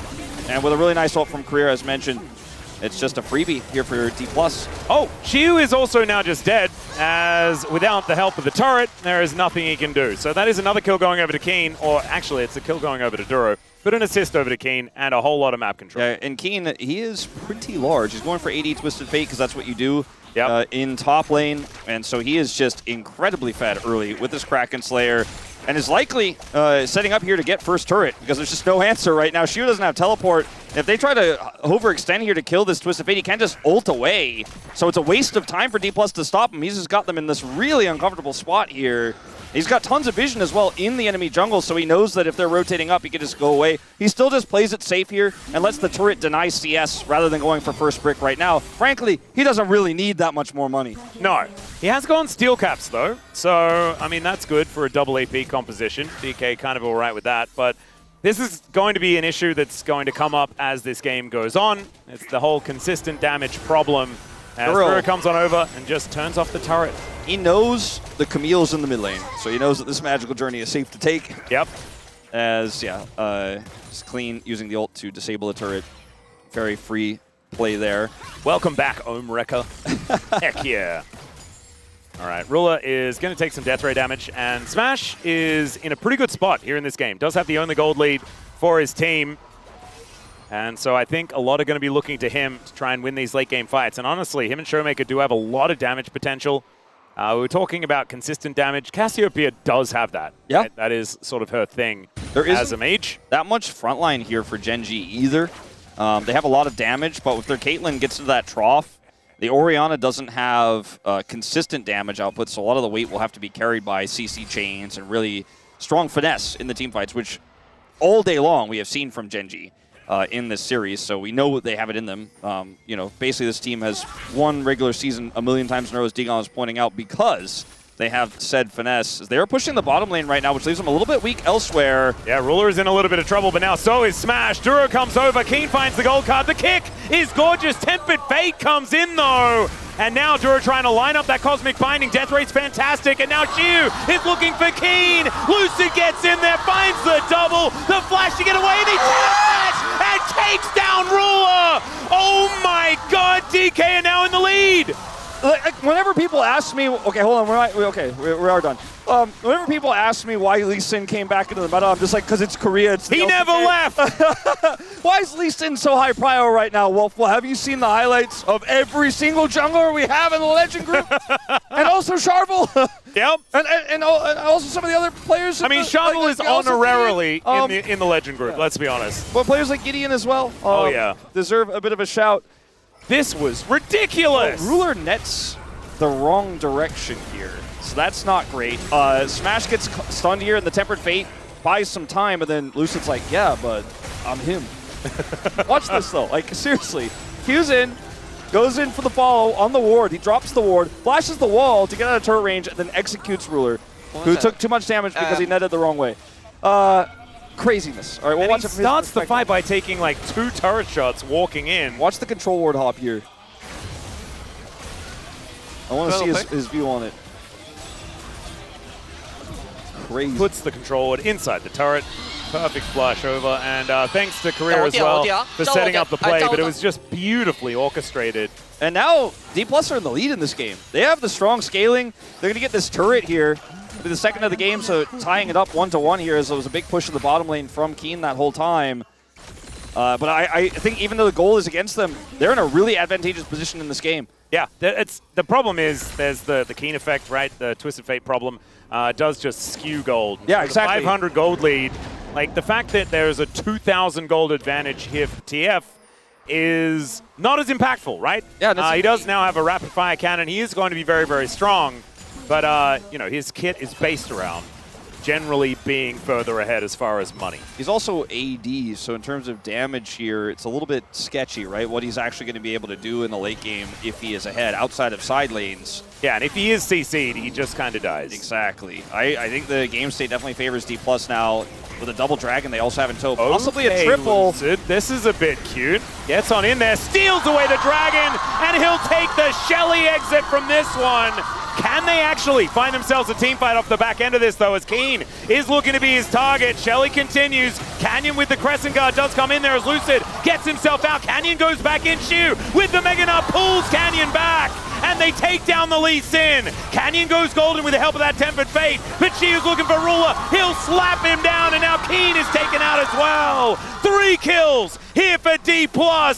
And man, like, this team is just so tenacious these days, Wolf. I mean, this is, I said they had a lead even though the gold wasn't the advantage. Now they've got the lead and the gold advantage. As Showmaker looks like he's going to be fine here. Wants more, which is greedy. But he is just going to be fine here. He's going to push this wave and try to continue to put that turret down. That bottom turret is also going to go down here. As you can see, Xiu has full control. Is even proxying with this Herald between turrets, which is very awkward. And also, based on that Dragon Steal, they now have Soul Point. Exactly. So this is a zero-risk play for Lucid, by the way, because of the Herald drop over the wall. He has wards to play through. Watch his Safeguard come back up, so when he drops out of the Herald here, he is going to have that to play through here. So looks for a kick play. Doesn't have the damage to kill Twisted Fate. Hops over the wall, but has kept Keen at bay, so he can't actually peel in this fight when the Gnar goes through. It's a beautiful fight. Beautiful, beautiful fight here from D+ and Lucid.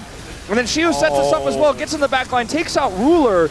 and GENG just get pulled into 5 different directions after what looked like, to them, from their perspective, a pretty solid Dragon control. They're like, oh yeah, we've got control. There's nothing they can do. Yeah. Oh yeah, let me break the game! And Ruler getting hit by that petrifying gaze was absolutely massive in that fight as well. Showmaker was hidden that whole time. And so Caitlyn just not being able to do anything in that fight whatsoever really made it so the D+ were able to turn that one around. These players are going to get this champion nerfed, man. They got to stop it. Yeah. They're going to get Shelly nerfed as well, man. That was kind of ludicrous driving from the young man. Smash has done so much damage in this game. We need more magic resist for 80 carries, I think. 205 on this Victor. And he even has like this build that we saw yesterday that we just don't really like very much. It's not a massive amount of damage. This is what BDD had when he flashed on top of Pays and just kind of died and looked a bit silly. I do like it, given the Caitlyn trough that we're going to see, which, I mean, frankly, she's been in it for a little while now. But within the game set we have now, like the real 80 carry for a little bit is Keen, who unfortunately had Lee Sin on top of him the last fight. Career is going to have to do some fancy footwork to get out of here. Yeah, he does flash, but there is the wind becomes lightning. Tempered Fate is going to hold him in position, and Smash is like, no, you don't even get my gravity field, Corella, you are dead. They give the kill over to Ruler, which is one more step closer to getting his IE completed. Oh, Canyon spotted here as Lucid looking for a Q. Doesn't quite get it, as she with half a Naba. We're going to set something up, see whether they do decide to go for a play. I don't think so, especially onto Canyon. Crescent Guard can make Lee Sin's life just that little bit annoying. Okay, Shiu playing with fire here, I think needs to back away. Yeah, doesn't have an R, and we'll get away. So, game pretty close right now, but the fact that D+ have this soul point means they can control the course of the next few fights. Do they want to avoid one and hard push a side lane? Do they want to force a Twisted Fate to ult in and then look for a turn with their Camille? Do they want to just commit to the Dragon and force a 5v5 where they feel like they're stronger right now? If they end up losing someone in a side lane and GENG are on the Dragon, they could threaten a Baron. You know, for example, they have a lot of damage they're moving up to on this double mage composition with the Victor and the Cassiopeia. So GENG are going to have to play really well around the map to get this game back into their favor. Yeah, they have a lot of tools a good start. Yeah, they have a lot of tools for that. Keen with his Destiny Gate can always have vision. So when this Dragon is up in a minute's time, they can kind of brute force their way in there if they're unable to actually get the map control. It's one of those things that's made Twisted Fate so powerful over the years. And then they can potentially work their way in that way with that true sight that they do have of their opposition. That doesn't last forever, though. So we'll see whether D+ can force it out relatively early. For D+, they have Shiu carefully threatening top lane, while they have so much prio here on the 4 on the bottom side for this Dragon that spawns in 30. If GENG don't respond, then Shiu's just going to keep pushing. And if they do, Shiu's going to try to keep his Narbar perfectly set for a TP in. I mean, look at where it is right now. He might actually even want to start the fight off, but he's going to wait for a better opportunity. It's going to be Keen to answer, who doesn't have TP for a few more seconds here. So there is a small window, actually, if they're very aware of this, where they can actually try to play through this Dragon Burst. But look at the amount of control they have. And this is what I was talking about. Like, GENG kind of have to follow the play. They can't necessarily set the play right now. Yeah, 4 seconds, and that Dragon is up and available. Canyon, Chovy, and Duro all here in this area. Ruler is trying to hold down the fort in the mid lane. If they be able to do that. If they get Keen to leave this top lane, they could just contest Dragon with this Lee Sin that has flash and keep pushing. If they don't like this, if they don't like the Narbar state, they don't have to come into this fight. They can just control the tempo, and that's exactly what they're doing right now. Keen's about to have his TP, and he's like, I think I have to TP there, or at least Destiny over. He's going to leave. This wave is taking out mid plates, and Showmaker's pushing, and this is the power of having Soul Point right now. D+ can do whatever they want. Yeah, they don't need to worry about their Shiu. His Naba isn't in a great spot. Destiny has come on through. As now Keen looking to try and get on in here. He does teleport in from Shiu, but he only has half a Naba, but it's getting close, to be perfectly honest. There's the Shockwave to guarantee the Drake. Kick back onto Canyon. And no real fight has started off just yet. His career gets into that backline. He's looking for an angle, but he just dies. Not really a whole lot more than that, but now Shiu, he might have an angle to try and find a huge Gnar. Wants to get over that wall, but decides he's going out instead. And D+, I don't think they want this fight after all. Keen looking for an angle, flashes in, does get the gold card. That's a 3-man petrifying gaze, and 2 of them have already hit the deck. Smash with a gigantic Arcane Storm. And it is 3 for 2. Drake goes over to GENG. They'll claim the gold lead. Pretty haphazard fight, I think, for D+, all things considered. I was setting up this Maestro scenario where they were pulling all the strings, but then when they had decided to go in for the steal, it's pretty haphazard, right? D+ are in a position where while Lucid goes in here, he can't really force anything, and he just kind of awkwardly kicks Canyon, which doesn't set up anything. Doesn't allow them to do anything. The Tempered Fate actually denies all the follow-up, and Career gets burst down before he can ult Ruler. Ruler flashes instantly and nets away, and they kill him, so that's also a tool gone here. How D+ play this defensively, though, is pretty impressive. Shiyu kites away here, and watch this as Canyon rushes forward without his ultimate. Showmaker looks for the turn and ult. Shiyu follows up with the last remnants of his Narbar, and the burst from Smash allows them to get the Chaos Storm massive, which allows them to at least run away with their tail between their legs, but they do escape. Yeah. GENG back in control of the map, back in a gold lead here, and deny Soul from D+, so a huge win for them on the fight. And D+ could have opted into a lot of different scenarios. They could have kept that TP on top side, could have left Shiyu pushing, but instead, they go for the fight, and it fails. Oh, Smash now going to get hit by that ace in the hole, but he's not too worried about it. Ruler will be able to wait until this wave heads back towards this inner turret. And yeah, you said it pretty well, right? Like the Drake going over to GENG just isn't much of a big deal, right? DK can just do it next time, try and force that Soul. But the Drake and the fight means you're no longer dealing with that silent R. He doesn't have TP anymore either. You know, so many of the problems they had right before that Dragon started that they had to really play. I mean, GENG played so carefully to group up and kind of push their way through vision rules. Flash was amazing into the flanking Camille angle. Like, GENG did so much work to get into that. And then D+ were like, we'll fight anyways. Yeah. Gave him the fight, and now the map control isn't theirs anymore. So that one Dragon is way less valuable than the amount of control GENG just got back, but they got both. Now Lucid for an angle towards Ruler. There's the kick. They dive on top of him. Hextech Ultimatum comes down. He steps out of the Tempered Fate. Not exactly the move that he wanted to do. And now the Arcane Storm is in. Career will be taken out. As now Lucid versus Canyon, but Lucid has Smash there alongside him. Chovy going to get pushed away by Shiyu, and Showmaker trying to work out where to be. Keen is just destroying stuff on the sides of the map. And they lose 2 in favor of 1, but like this a inner Baron. turret going down as well is a big deal. Baron is going to be the attempt here for D+. As they rush over to try to take this one down quick with this double mage composition. They should be able to get it. Now Keen, I think instead of trying to defend this, absolutely should just look for an inhibitor here if he can. There's no one who could defend this. I mean, it's a Bard coming over here with Duro just in case anyone comes down here to help protect Keen. So Baron will go over, and finally, Career is able to come over here and stop this turret from going down. Keen is going to just walk away here and has that Bard to back him up, so should be totally fine. But I like the call here for D+. To just send it towards Baron. And now that the Baron in tow, she'll be able to get back that map control. This has been such a back and forth game.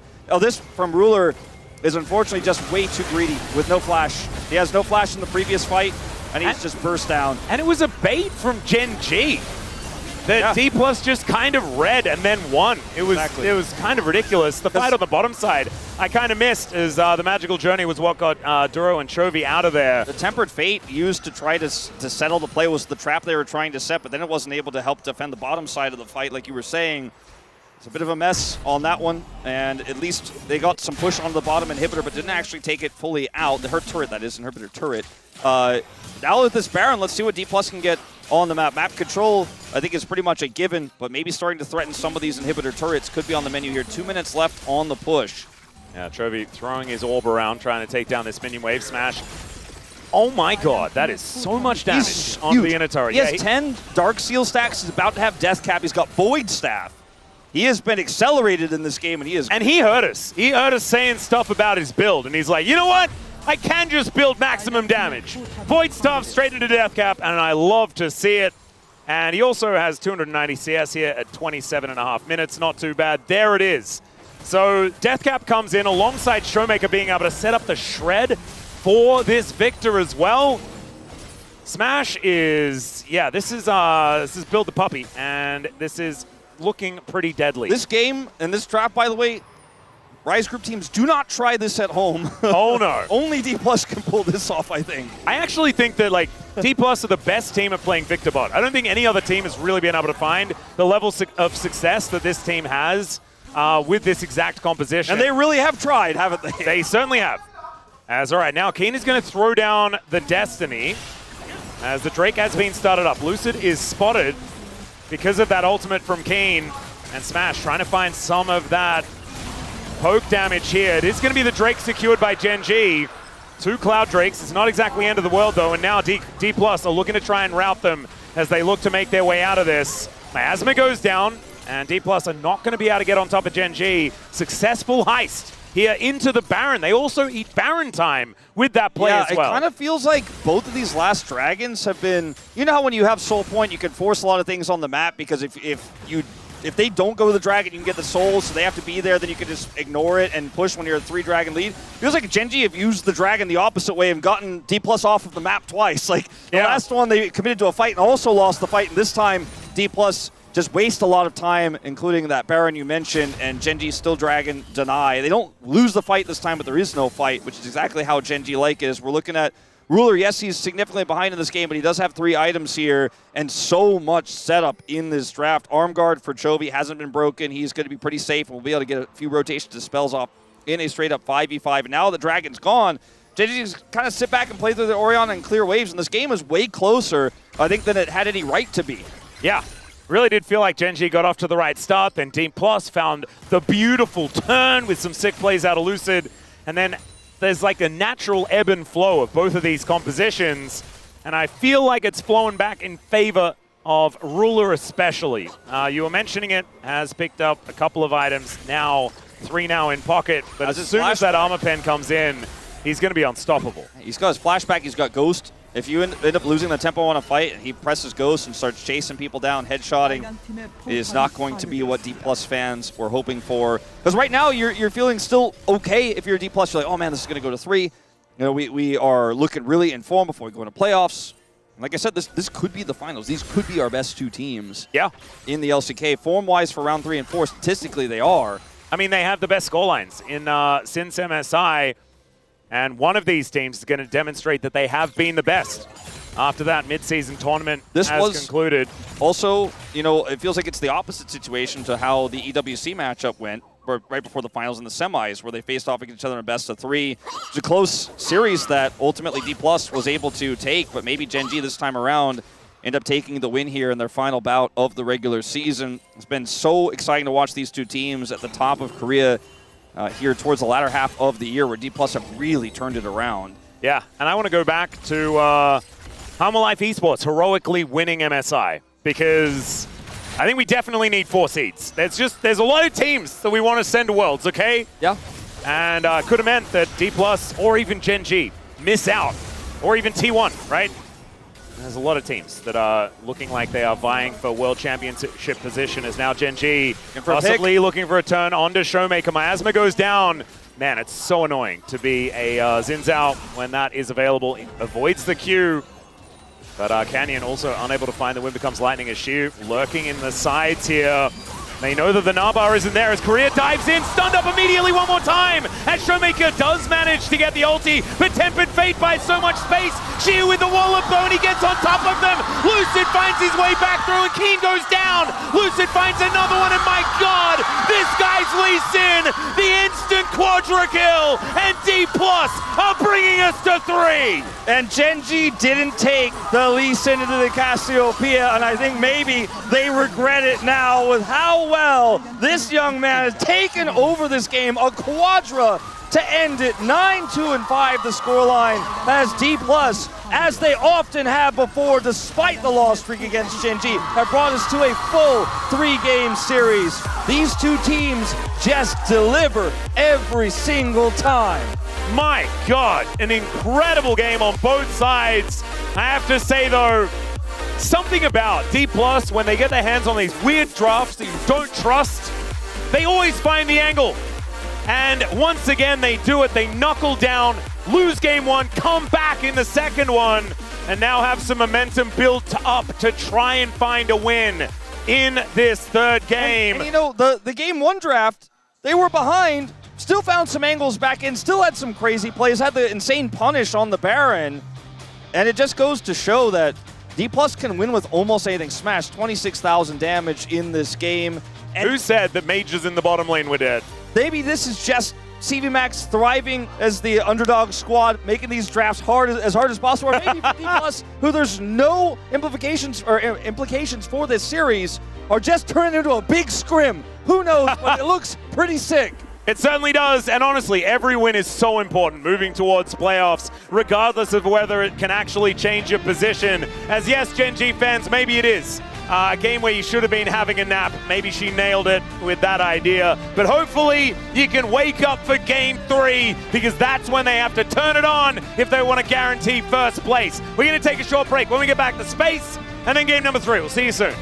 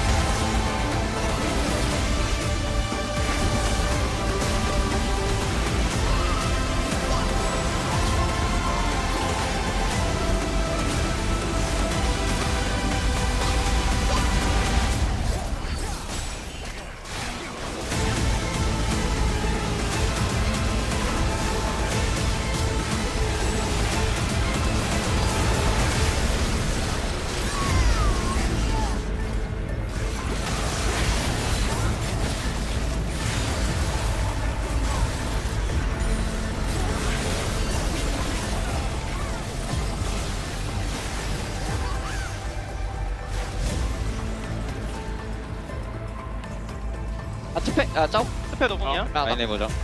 블루 할게. 나를 메가 싸워봐. 나올 것 같은데. 아니 빅토르로 피 갈고 하는 거 아니야? 피 여기. 갈고 하는 게 좋아. 보게. 캔돌풀. 괜찮네. 우리 각 좋다. 여기 각 좋아. 야, 우리. 야, 캔돌 높을. 아, 다른 노플. 좀안 되냐? 캔돌 높을. 다노플이야, 다노플. 캔돌 높을. 다음 끝나다. 나이스, 끝났다. A third time. I think it's definitely a Kalista Renata wrangle. That's all I'm seeing in my mind's eye for GENG.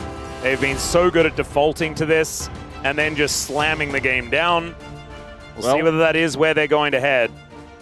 If they do want to do that, they don't necessarily have to ban the Lucian. I think they will anyways. I would assume so. I think it could still be a difficult lane to play out. Poppy gone, Nocturne gone. The Akali. Interesting.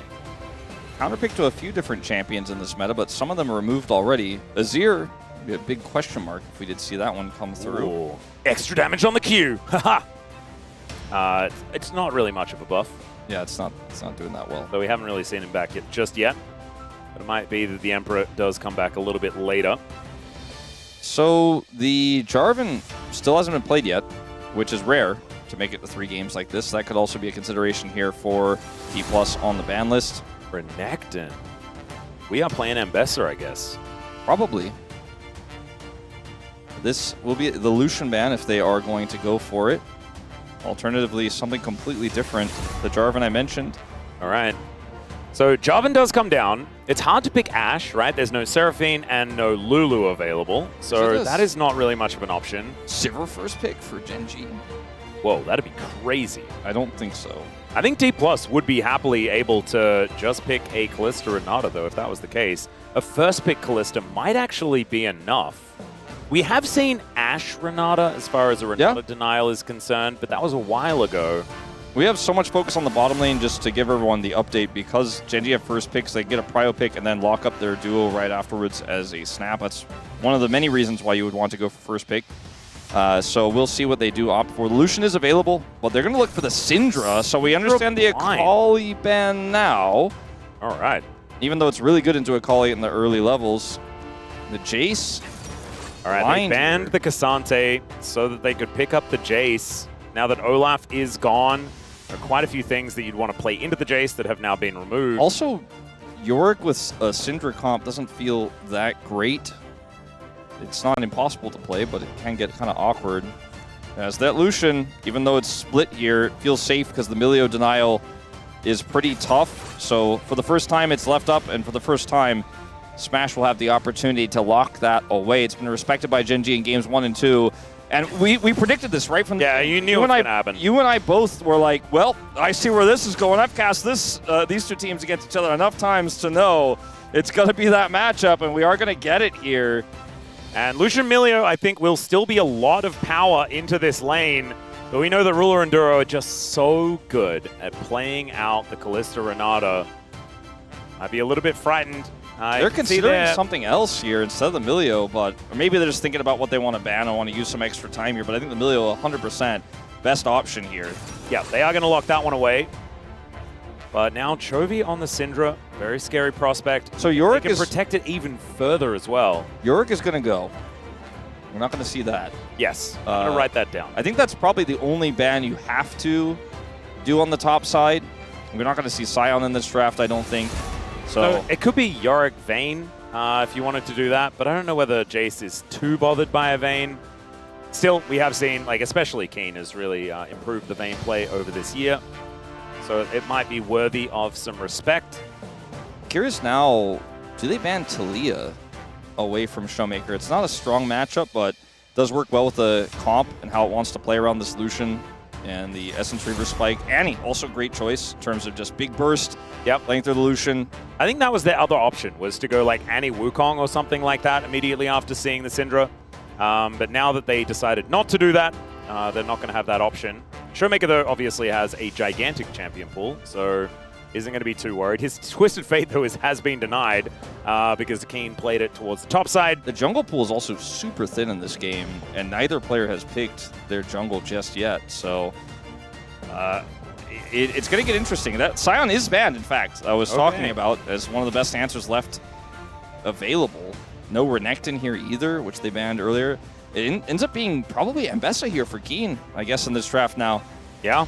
And I actually feel like Ambessa kind of fits what they want to be doing here as well.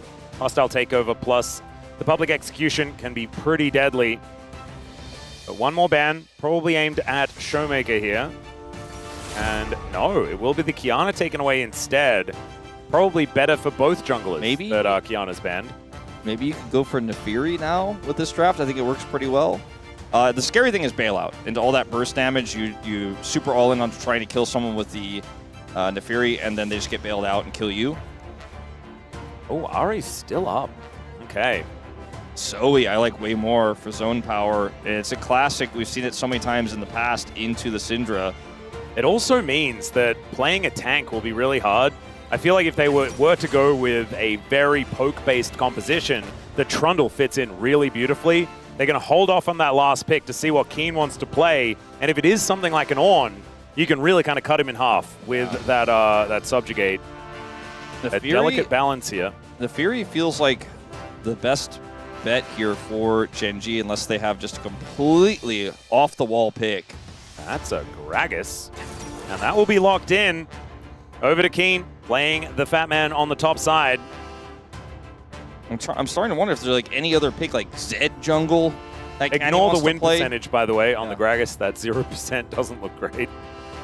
What's he got planned here? Canyon's always been the guy who just pulls something out of his hat in a series like this. He's played Karthus in so many matches against D+ over the year, or against GENG when he was on D+ over the years, but the opposite of the Wukong, God. which is pretty weak early. Wait a second. Is Lucid going to do this? CV Max and Kanavi are good friends, and I'm a bit frightened that this is real. I think it's pretty strong, actually, in this draft, into the setup with the Kalista. But he goes to the Maokai, which is actually one of his old favorites. I heard Chronicle was tuned in earlier. I don't know if he stuck around, but it's probably going to get him stressed out here. He's going to be already typing in the chat, "Don't build damage, Maokai, don't build AP." He probably won't in this draft, but this is a lot of really nice lockdown for the Wukong. A lot of setup here on D+'s side as well. They can also just kind of poke at this relatively low-range composition, right? And then play through pick, win, GENG try to go through. They have the Maokai peel. Ahri can, weirdly enough, function as peel in this draft too, and they have the Milio. Of the three drafts, in terms of scholastic draft, what we expect and what we've seen in the LCK, this is my favorite D+ draft of the three, and we were very low on games 1 and 2, so that was a pretty low bar. But I think in terms of comfort picks, man, GENG have everything they want, and the Kalista Renata feels like a lane that is going to be so strong to play through. Now, because they opted for the Wukong, though, that lane is going to be a little bit vulnerable in the early game. So Maokai Impact could be even stronger down there, and so they need to be careful about over-pushing and over-forcing that lane. Man, what a banger Game 3 I think we're about to jump into. Yeah, I'm really keen to see what's going to happen here in this one, as Maokai for Lucid is not exactly a typical pick for him, but I think it fits the composition really nicely. And there are so many, like you were saying, really famous champions for these players on Gen G. Let's get onto the Rift here for our third game of the series.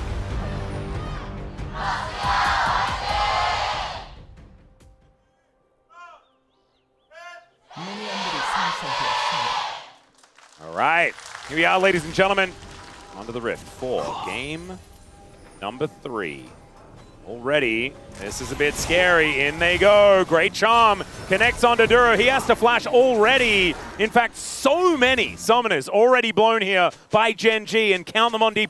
Yeah, I mean, if it was old Summoner's Rift before they changed the minion spawn timer and all that, you could be like, okay, this is a pretty huge advantage they get, but they'll get back to lane pretty quickly. The lane is here. The minions are there. Duro with no sums is not in the lane, and this is already a volatile matchup, but when you don't have a support here at level 1, it is going to be miserable. And D+ just show up, hit a charm, and yes, Showmaker did have to start charm, so that's a little bit annoying in this matchup especially, so there's a little bit of a cost to this. But I think they're very happy with the end result. Yeah, I think so too. And I think that Showmaker has demonstrated that he's very happy to make some sacrifices of his own gameplay experience in order to get this bottom lane ahead. The whole thing to look at here is the experience bar of Smash versus the experience bar of Ruler. He is so much faster at reaching level 2, so it can dictate the pace of this bottom lane because Ruler had to back. He doesn't have the exhaust defensively here either, and when you're sitting on a turret like this, the flash is relatively worthless. Only Duro's flash is relevant because Flash Handshake could turn the lane around, but without it, he's just going to be keeping his hands in his pockets, I think you could say. Yep. Pretty dangerous situation here. Like you mentioned, not without a cost. You can see here in the mid lane, things going quite well. As Showmaker not going to get scattered too badly. Does get hit by the ability, but not by an orb. Imagine Showmaker goes for that play bottom side with the E-lock, and it gets flash. It doesn't work. The game state is completely different, right? Because Showmaker starts E, and they don't get that bottom side advantage. So it was at a huge risk that they went for this set play, but it absolutely works. And it makes me feel like, just like you and I did, they saw the Kalista Renata coming, and they were like, we have a good plan for this. Yeah.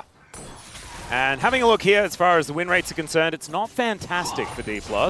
Good for Ari.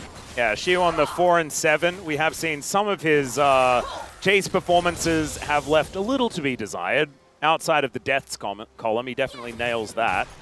We'll see whether this is going to be a better one up against the Gragas, which is not necessarily like an ultra-winning lane or anything like that. The Gragas can certainly get set up for Canyon to start getting fed on this Wukong, potentially. Teleport back from Showmaker. He's got a Dark Seal now. One of the annoying things, too, Atlas, is that this is a Wukong that doesn't necessarily have a lot of gank power, and because his bottom side is already under so much control here from D+, it's hard to fix it. Chovy would have to potentially roam, which is very difficult to do. And by the way, Maokai's here. Yeah, Duro doesn't have flash. He doesn't have heal. He doesn't have a chance here in this bottom lane. And first blood goes over to the Maokai. Yeah, very unfortunate for Chronicler at home, seeing that red smite on the Malphite. First strike as well. I mean, first strike is almost always there because saplings just print money. And, I mean, you're just not going to say no to free money. Know what I mean? I think it's time for Cry to accept that both D+ is a good team after he's gone, and also that AP Maokai is pretty good.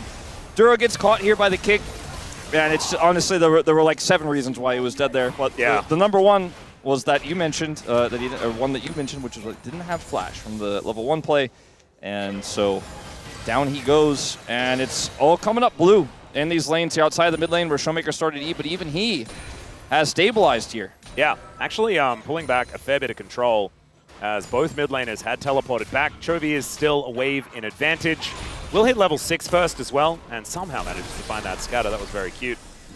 It is going to be Tank Gragas, which I think should come as a shock to no one, just given the matchup he's playing into here. That's a tier first. Yep. So we're expecting the Fimbulwinter. Yes, which has been a Gragas classic. It has. Might go, okay, Smash looking for an angle towards Ruler, but does get his hand shook. Very polite is Duro, as he says, no, sorry, I would prefer not the aggression. Yeah, not sure how Duro got so low, but Smash is going to freeze this wave and just continue to annoy a flashless Callista. Yeah, Ruler is going to come back with Duro here. Like, Lucid's on the bottom side of the map right now. Dragon, they need to be careful about overextending here. They have Canyon here, but, like, you mess up a play here, you have a failed dive, you're going to get punished. And he's only here to fix the wave as well, right? It's not like he's here to kill Smash or anything like that. That wave was pulled, and therefore this Lucian is entirely safe, allows Korea to go for a free reset, and everything is A-OK. Ruler does manage to even out the CS. That is definitely good news. And Showmaker didn't miss out on experience here in this lane. As we can see, they both hit level 6 at the same time. Another good scatter here from Chovy, as he's come back to the lane as well. Lost Chapter very close, but not quite there on that most recent back. All right, Lucid looking for this Dragon. Showmaker the gank target, but again, it's a Wukong in the early game. Like, what are you going to do with that, as that's their potential cross-map here to a Dragon take with Scuttle. Lucid actually might just be able to get his ultimate here and then have it for a defense of this Dragon take. It's such a strong position for D+ in the early game. There's the level 6. Yep. So does have that ultimate up and available.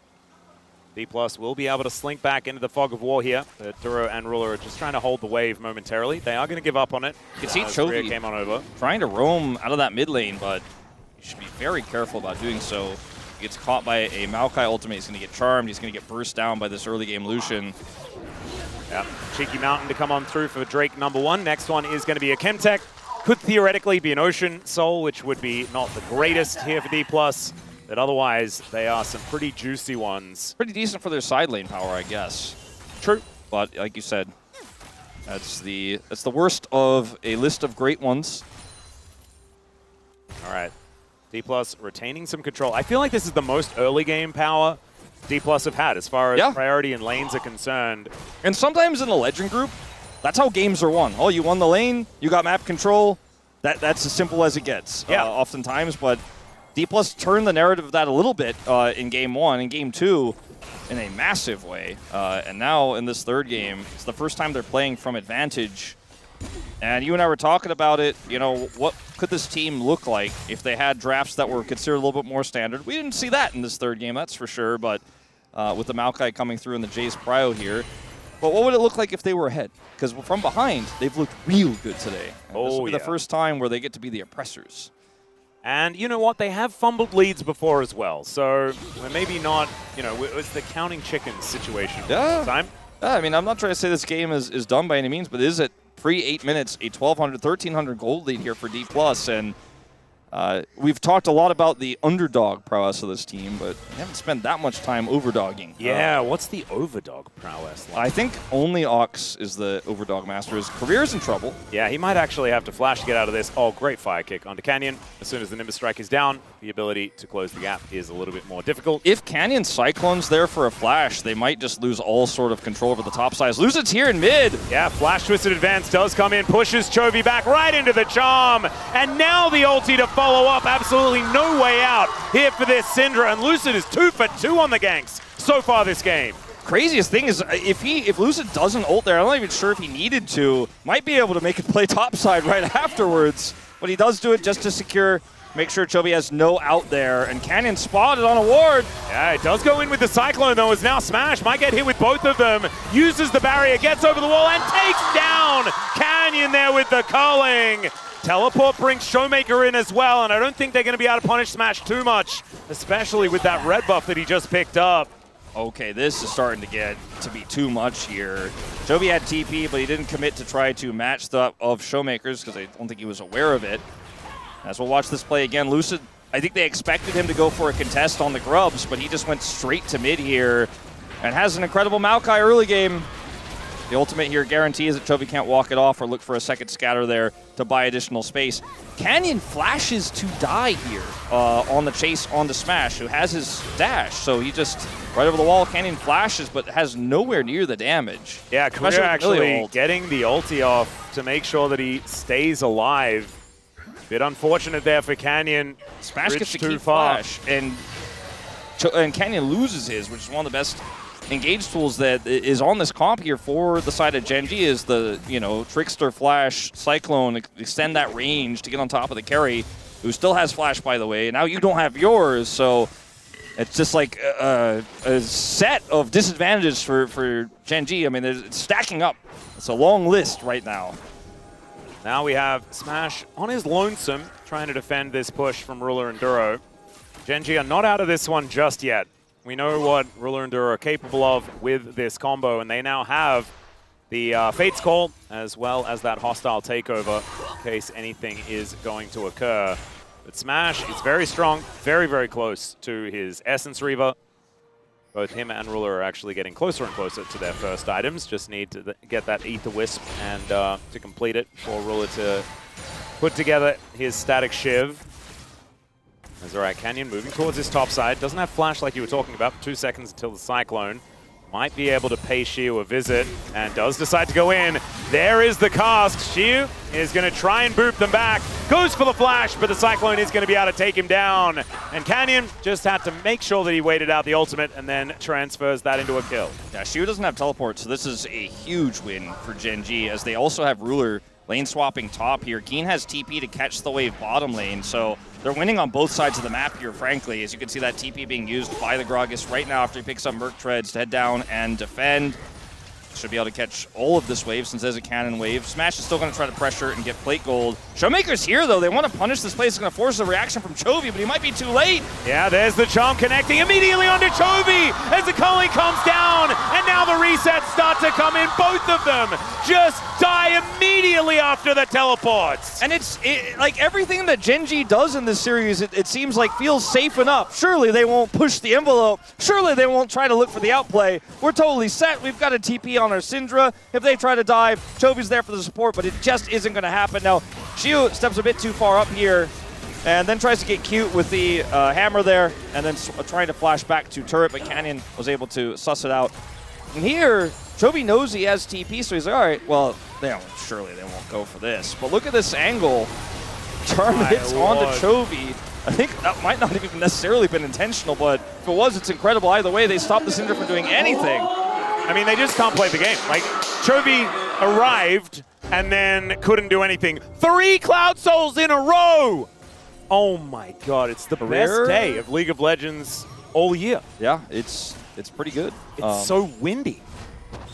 Oh, glorious. I tried to make wind sounds, but I think the microphone didn't like that. It's like we try to prevent that. Yeah, the microphone is actually built around not having those. Career's going to flash out of the way of Duro. He does get the handshake back. Hostile takeover is flashed by Smash, but Career is just dead. Ruler is now on the board as Keen fighting against Smash here. Lucid comes on over Bramble Smash to try and get rid of the Gragas. And I don't know whether he's going to have another one. Keen is taken down so incredibly low, though. Still going to survive. They take down Smash as well. The bottom lane has now been removed as Ruler bounces out of the fight. Shiu trying to get some damage down in this mid lane. It might get 2 turrets for this play. So yes, 2 die, and it is a big win for GENG on the top side here, but quite a heavy cost here. Showmaker will pick up the first turret for D+ here, and it looks like Chovy will barely be able to defend the mid turret, so it's not 2 in exchange, but still D+ holding a massive lead.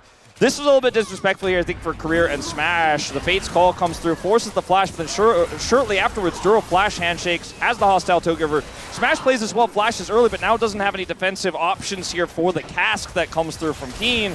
And then even still, Lucid helps come over here and peel, and it looks like maybe Smash might be able to get away, but there's enough follow-up here with this Callista coming over. They barely take him out. And then Cyclone here employed, forces Lucid to flash. But all the while, that Jace was pushing mid, which is why this gold lead hasn't really changed all too much for GENG, despite the double there on the top side. Yeah, you can see Ruler does have his Static Shiv now completed. Some glutinous Greaves put forward as well. And they're not in the right slot. It's a little bit confusing to me, seeing an AD carry with shoes actually in the inventory. That is because he hasn't finished that role quest, Atlas. Yeah, he hasn't finished it yet, but oftentimes Boots 2 comes in and like they just immediately go over there. I haven't seen a Gluttonous Greaves in an inventory like almost at all. Just goes to show the state of that bottom lane after what was a great level 1. Think about it 14 minutes ago. All right, Smash now just going to try and push them out. My goodness, okay. Smash is angry after GENG did manage to take down him and Korea earlier on that top side of the map. Canyon has flash, but no Cyclone yet. Lucid playing around that cooldown really well here, just coming over and taking the Raptors away, printing money across multiple players there as Leandri's damage really starting to hurt here. And that's like the extent of his damage. Most likely he goes tank from here, so it's just going to be very difficult to play into this Maokai as he gets tankier and tankier as this game goes on. But when you have map control every time a sapling spots somebody, that's great. But every time a sapling hits somebody, it's even better. Did you know that it's very important to take crabs for a walk? Yeah, it's, if you ever do have a pet crab, make sure that you take them for walks. At least once per spawn. Yeah. In a game of League of Legends, they should be on a walk. Usually at least to the blue or red buff. Yeah. On which side of the rift you're on. Yeah, so Chovy is doing his due diligence there to make sure that the crabs are exercised as much as possible. And they're going to be ardently blazed momentarily here by Smash. Yeah. And lost his Celestial opposition. Oh no. Wait, now he's unopposed. Yeah, could be dangerous for a few seconds. I think so. All right, well, let's take stock of the game state here. GENG down 2 dragons. 80 seconds till the next one spawns. This early game Callista was put down by some really cool trickery in the early game, but still has the only gold lead here for GENG. And it's still a powerful force to play around if they do want to commit to this dragon fight and deny soul point. They've got Flash Cyclone. They've got Chovy with quite a few splinters in tow. Isn't quite at his full power just yet, but has Flash, Scatter, tons of burst damage. So they just need to be able to lock down a single target at the beginning of this fight and kill it, and then the Callista can run away with the rest of the fight. The problem is the Maokai just ruins the whole equation of how GENG want to set up on this. Even though they have tons of vision control right now, I think D+ definitely could consider a big contest. And 2 items are now completed here for Lucid on this Maokai as well. Goes for the pretty cheap option in the Protoplasm Harness. That just means that this Maokai is at full power moving towards this Cloud Dragon fight, which would be Soul Point over to D+. And they've been pretty good at fighting around dragons so far this series. Level 11 for Canyon is a big deal as far as Cyclone value is concerned, but it's level 12 already here for Lucid. He has a full level advantage. I mean, GENG have tons of pride, tons of vision control on Dragon, and D+ are like, well, we'll just push mid-turret instead and just kind of ignore that. Now they've got bottom push, so Showmaker has a flank angle, and just the snap of your fingers, as it spawns, the prio belongs to D+. Lucid exactly where he wants to be here on this Maokai, as here comes that TP from Gragas.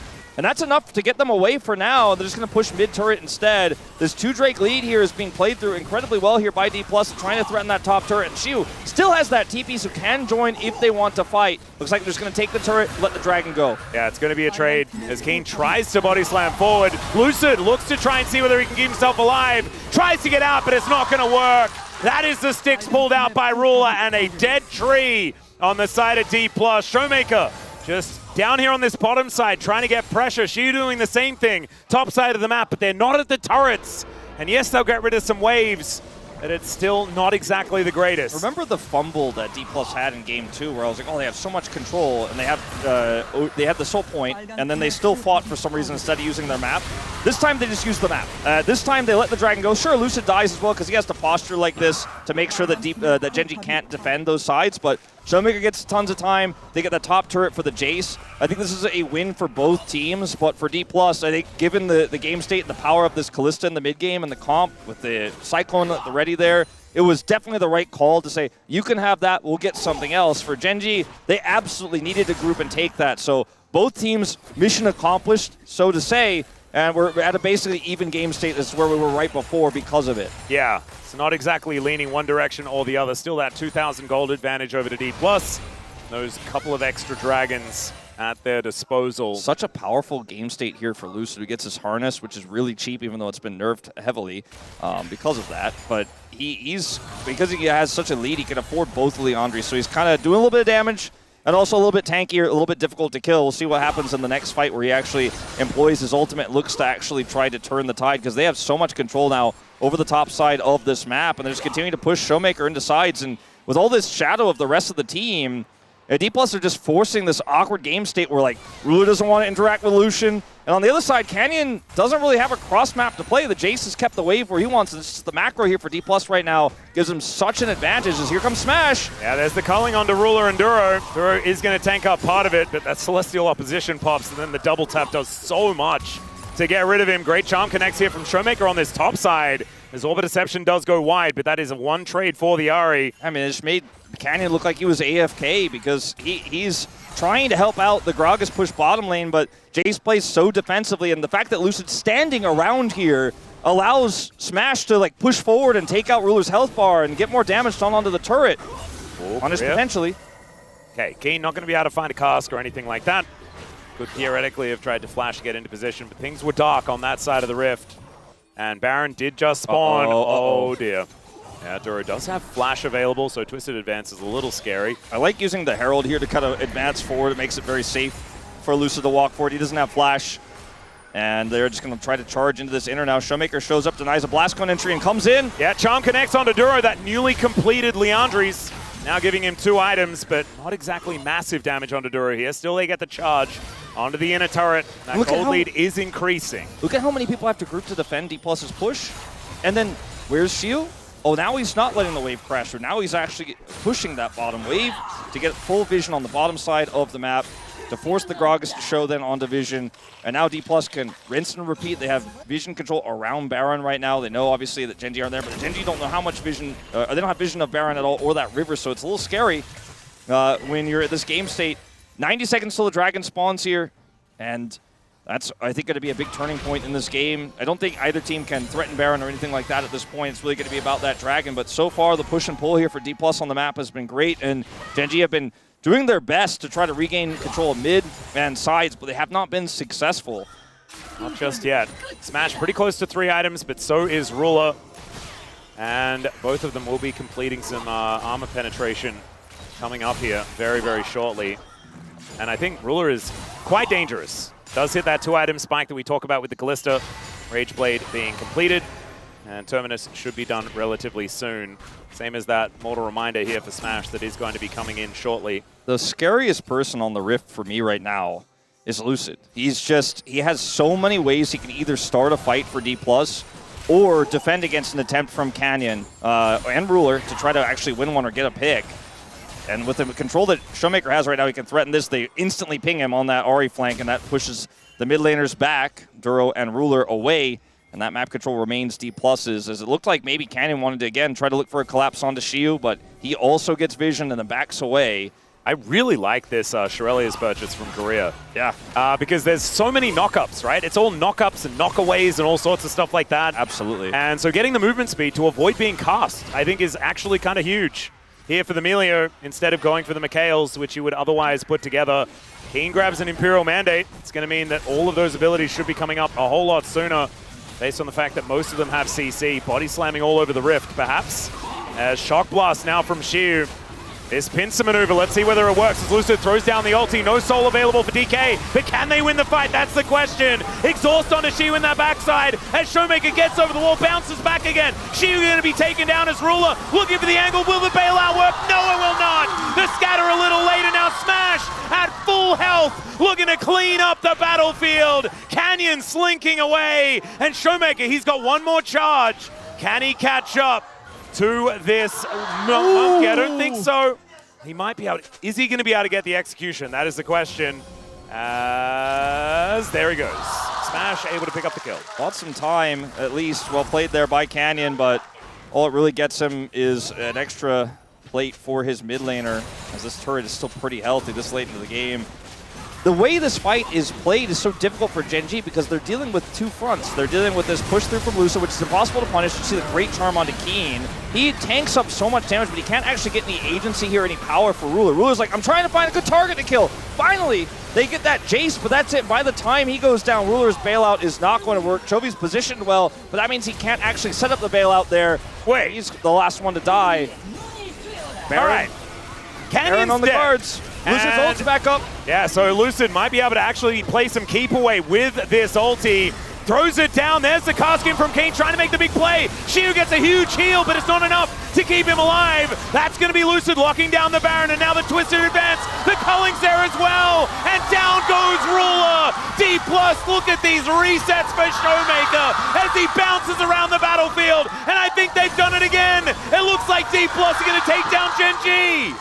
D+ looking to clean this one up. Chovy tucking tail and running, but he cannot escape from Showmaker. The charm goes through, and that's the ace, Atlas. It's beautifully done here by D+. Chovy's going to take a little while to go down. His career is just going to That's the ace Atlas. That's the ardently blazed to death. There we go. Beautifully done. And they got the chase, which is what they've been trying to do all game long, it feels like. But that's all they're going to get. It's just, oh, I mean, look, they have no jungle here, right? So while this is happening, they need to win a fight. But they're also playing a 4v5 game here effectively. And as the Jace goes down, look at this. Keen tries to get in there. He goes super low. And Ruler is just focused down. Lucid is so tanky. And they just can't get a bailout. Cannon's not here. Chovy doesn't do enough damage. And Duro was just nowhere near. So even though the bailout was sort of available, just wasn't enough that this Renata could actually do. And Showmaker, he had like 4 Essence at some point in that fight. Yeah. Like, it was insane, the value this Ahri managed to get. I mean, Chovy plays this incredibly well. I mean, it's a tragedy for GENG. I mean, it looks like this game is truly done, but you gotta recognize real when you see it. Also, really cool time buy from him as after Canyon bought a lot of time in the previous play, but buying time repeatedly isn't going to get you back into the game, I'm afraid, as they're going to need to win a team fight somehow. 7,000 gold down, now defending this Baron for another minute 15. Look at the Rebel Baron power play. It's 4.3k right now. There's still a minute left. And Charm does go wide here from Showmaker, but he's got his forbidden book. There's another culling, just a zone away. Oh my God! Duro just having to flash his smash now with that cozy campfire. Is just pushing forward. Canyon still lurking. Ruler now flashless. If he died there, the game just ends. It might still just the same if they can find another angle here onto Keen, who desperately wants to defend this turret, but he's just not going to be able to. He has to let it go. This power play just gets bigger and bigger. 5.5 thousand gold. And yeah, there's 30 seconds. One more in a turret, but it doesn't exactly have a wave right now, nor anyone there. So I think this is going to be the end of the push. But 1 minute, and then it's going to be Cloud Soul. And then D+ can race even faster to the enemy base. And Smash has an IE. They have so many tools. The fact that Ruler doesn't have Flash is, how is he going to play this fight? They don't have a Void Staff yet for Chovy. He doesn't do enough damage to get that bailout. They need that damage so badly. Gragas is trying to, set up these fights and try to look for targets, but Smash has positioned himself so well. He's not doing a lot of damage in the beginning of the fight, but he cleans up so hard every single time. Not to mention, Showmaker starts getting resets. He does a ton of damage now in this game. As Ruler with only... I mean, he has exhaust. Like, that's all he's got. He's gonna have a cleanse. If he gets charmed, it's 100% doomsday. And he's also like 100% of his team's kills, right? Like, DK, they know exactly what they need to do. They just kill Ruler, and then they're likely just going to win the fight immediately afterwards. It's what they've been doing all game long, and it's only gotten easier with the Infinity Edge. I did tell a lie. I thought that it was Soul available for D+. That was last game. This game, they do not have that third dragon just yet. It looks like they might not even need it. They're not even interested in it. They're just continuing to keep GENG in their base and not give them any angles. Not let Canyon get onto the map here. Is tracking where the Wukong is as best as they can. They've got a sapling to see his wraparound here. He's going top side right now, and they know it, and they're just going to go straight to the dragon. As, yeah, I don't know. Canyon is... He's left. He's gone, man. This has not been his best series, but he has been playing against one of the best players in our league, in Lucid, who I think... And he's having probably one of his best days all year. I mean, how much can we say about where Lucid has gone from inconsistency to making our friend Chronicler cry when he picked Maokai to hard carrying this game after having the performance he did on the Lee Sin in Game 2. Do you know what the best thing is? We actually have the leader of the Lucid fan club right here. Yeah, he's in the space. We're going to hear from him right after this. Yeah, Orcs is going to be able to tell us. He's been leading that fan club the entire time, ever since Lucid first debuted. No one else was there supporting him. It was all Dan the whole time. Bronny can just enjoy his Croco fan club in the OPL. Yeah, he can. That was sort of the battle, wasn't it? And Dan, I think, won in the end by a considerable margin by choosing Lucid. This for GENG, look at where they are on the minimap. They're just cowering, waiting for a mistake from D+, because that's all they could do. Yeah, it's their only option right now. Look at the push from the Jace in the bottom lane. No one's answering that right now. Someone eventually will have to. As they group to try to punish Lucid, who's so incredibly tough to kill, has Sonya's completed, they just walk away and throw saplings, and GENG are like, Please make a mistake. I don't know what to do as, you know, the Shield push continues. Now Kane's going to have to go deal with that. He does have TP. But D+ are basically just playing you know when you watch a streamer in between games, like alt-tab and play a game? Like, that's basically what D+ are doing until Baron's up. This is Faker playing Polybridge. Absolutely. Korea does complete his Ardent Sensor. There is a very cool hat here for Showmaker. Takes it on his wizarding ways towards the top side of the map. 4-0-7 on this Ahri this game. And I think Lucid's going to get POM, but Showmaker has had a phenomenal performance, especially this game, sort of giving up his early laning phase. Isn't it a tragedy that also Smash Point will get consideration after this perfect Victor game into this Lucian performance? Career also? I mean, it's just not very fair, but Lucid's going to get it because that Lee Sin game was absolutely And that's what he deserves it. 100%. But all right. We're maybe getting ahead of ourselves, but we're also maybe not. It's an 8.8k gold lead. And feeling like a matter of time here as Ruler takes a few shots from Smash and almost just has to go back home. Canyon spot out. And like, this is the problem. We haven't seen very many Maokai games, but if a Maokai gets ahead, how do you set up like any sort of trap? He just throws a little mini tree and you just get grooted, and then you just can't do anything. I wish we could show the vision toggle for GENG and then show D+. Look at the map. Look at all the blue. Look at all the dots, the wards, the saplings, the control wards, everything. There's that one like blue buff residual. That's not what I'm talking about. But all the other blue dots, the minions also pushing down all 3 lanes. GENG can't see anything. It's not fair. Another sapling. It's just leapfrogging it forward like siege tanks. Oh, that was the real Wukong there that did get caught out as Showmaker did have to use the ultimate. That's a real Ahri ult too. It is on a very low cooldown, but still. Now GENG going to be able to move through the top lane to try and get towards his Baron. That's what they're trying to get to. Doesn't really have a flank to teleport to, but if he could find one, he's just going to teleport straight into the middle of the fight. If he was flanking, this would feel a lot stronger here for GENG. Speaking of a flank, yeah, Shiu just going to throw that huge shock blast. And then the poke from the saplings is coming through. This is the problem, though. If you're in the pit, like, what do you do against the Nature's Grasp? Lucy can just throw this down at any moment. Look at this Baron. Huni is doing so much work. As Canyon's almost dead, the culling is going to fly in, and Keen misses the body slam. The charm comes through, and he's just brambled to death. Hostile takeover onto only Lucid. Twisted Advance comes through. It is a wash. D+ are going to smash them in the fight. Ruler at least takes one, as Lucid will go down. But that is Smash picking up almost all the kills, and Shiu is just going to win the game. Shiu's just going to do what he's been doing all game long, which is creeping closer and closer to taking out GENG's Nexus from the side lane. He TP's over, sets up the wave. Who needs the Baron? Who needs a smite? D+ with nothing to play for in this series. Take out GENG, and now GENG's chances of taking that dominant win in playoffs somewhat in question. They were able to get the 1 win to keep their first place, but they will not win the series. As immediately Shiu and Crew get pointed out by, I think he pointed at Shiu there, CV Max giving the big thumbs up. Yeah, Shiu had a great game, but I think so much of this came down to Lucid. And Lucid we had been pretty critical of when it came to keeping his emotions in check. And look at that huge grin on his face. This D+ Kia are just, they're fixing all of their issues one after the other. They found out in their last match they needed to stay hungry, so obviously the snacks were banned, and they move into this game, and they are a devastating force once again.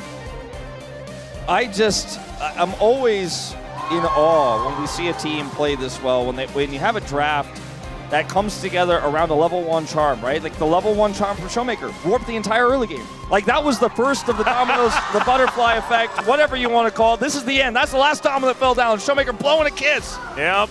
That's how we all got here. You started with the charm, it went all the way around.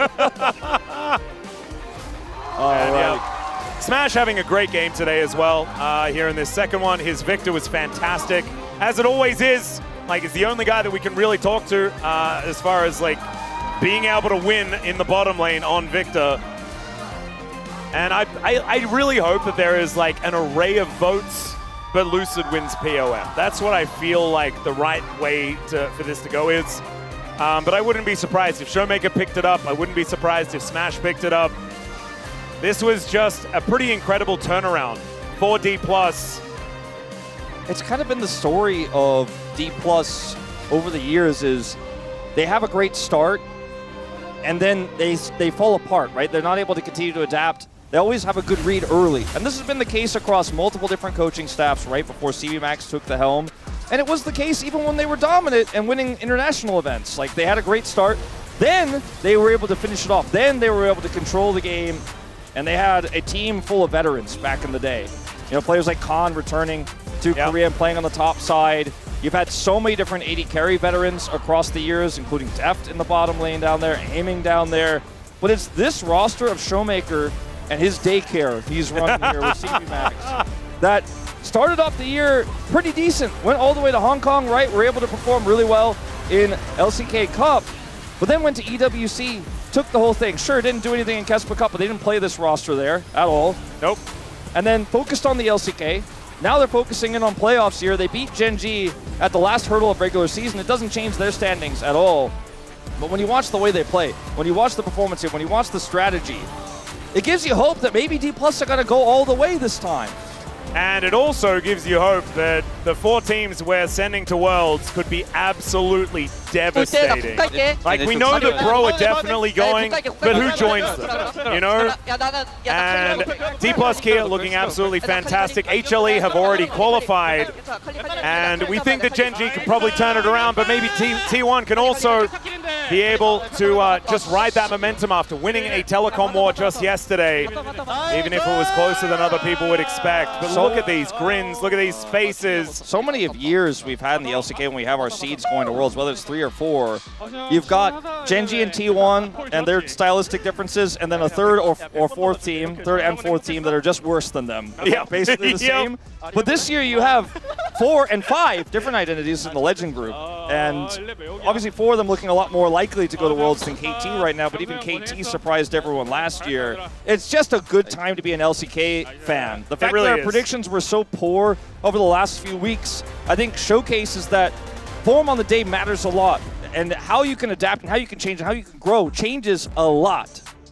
And we will have now full team interviews with both D+ and GENG. Ruler did a lot of damage here in this game. Keen and Canyon not really finding too much on the Rift right here as Lucid, my god. Massive amounts of damage on his Maokai, and he will pick up player of the match. Pretty obviously so as well. His Lee Sin performance was just out of control. From trying to kill the bottom lane on Vi and failing miserably, to just crushing on Lee Sin and then holding the entirety of the enemy team at arm's length in the final game. Crazy. Yeah, pretty ridiculous. I was not expecting this to happen this particular way.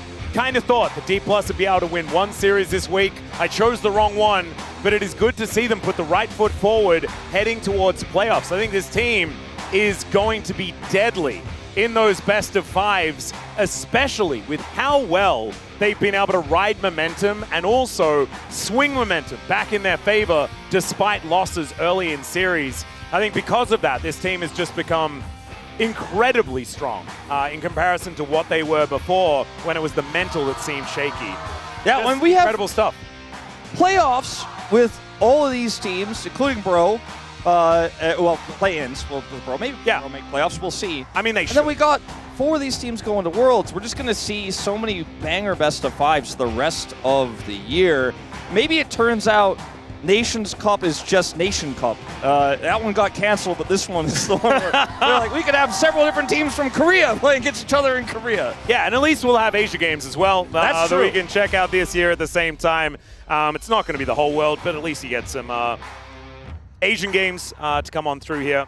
Speaking of coming on through, it is D+ Kia ready for their interview. I don't know whether we're 100% ready to get into that right away, but it'll be great to have a chat to these guys and talk about exactly what has given them this ability to bounce back in these series that it feels like they've never really had.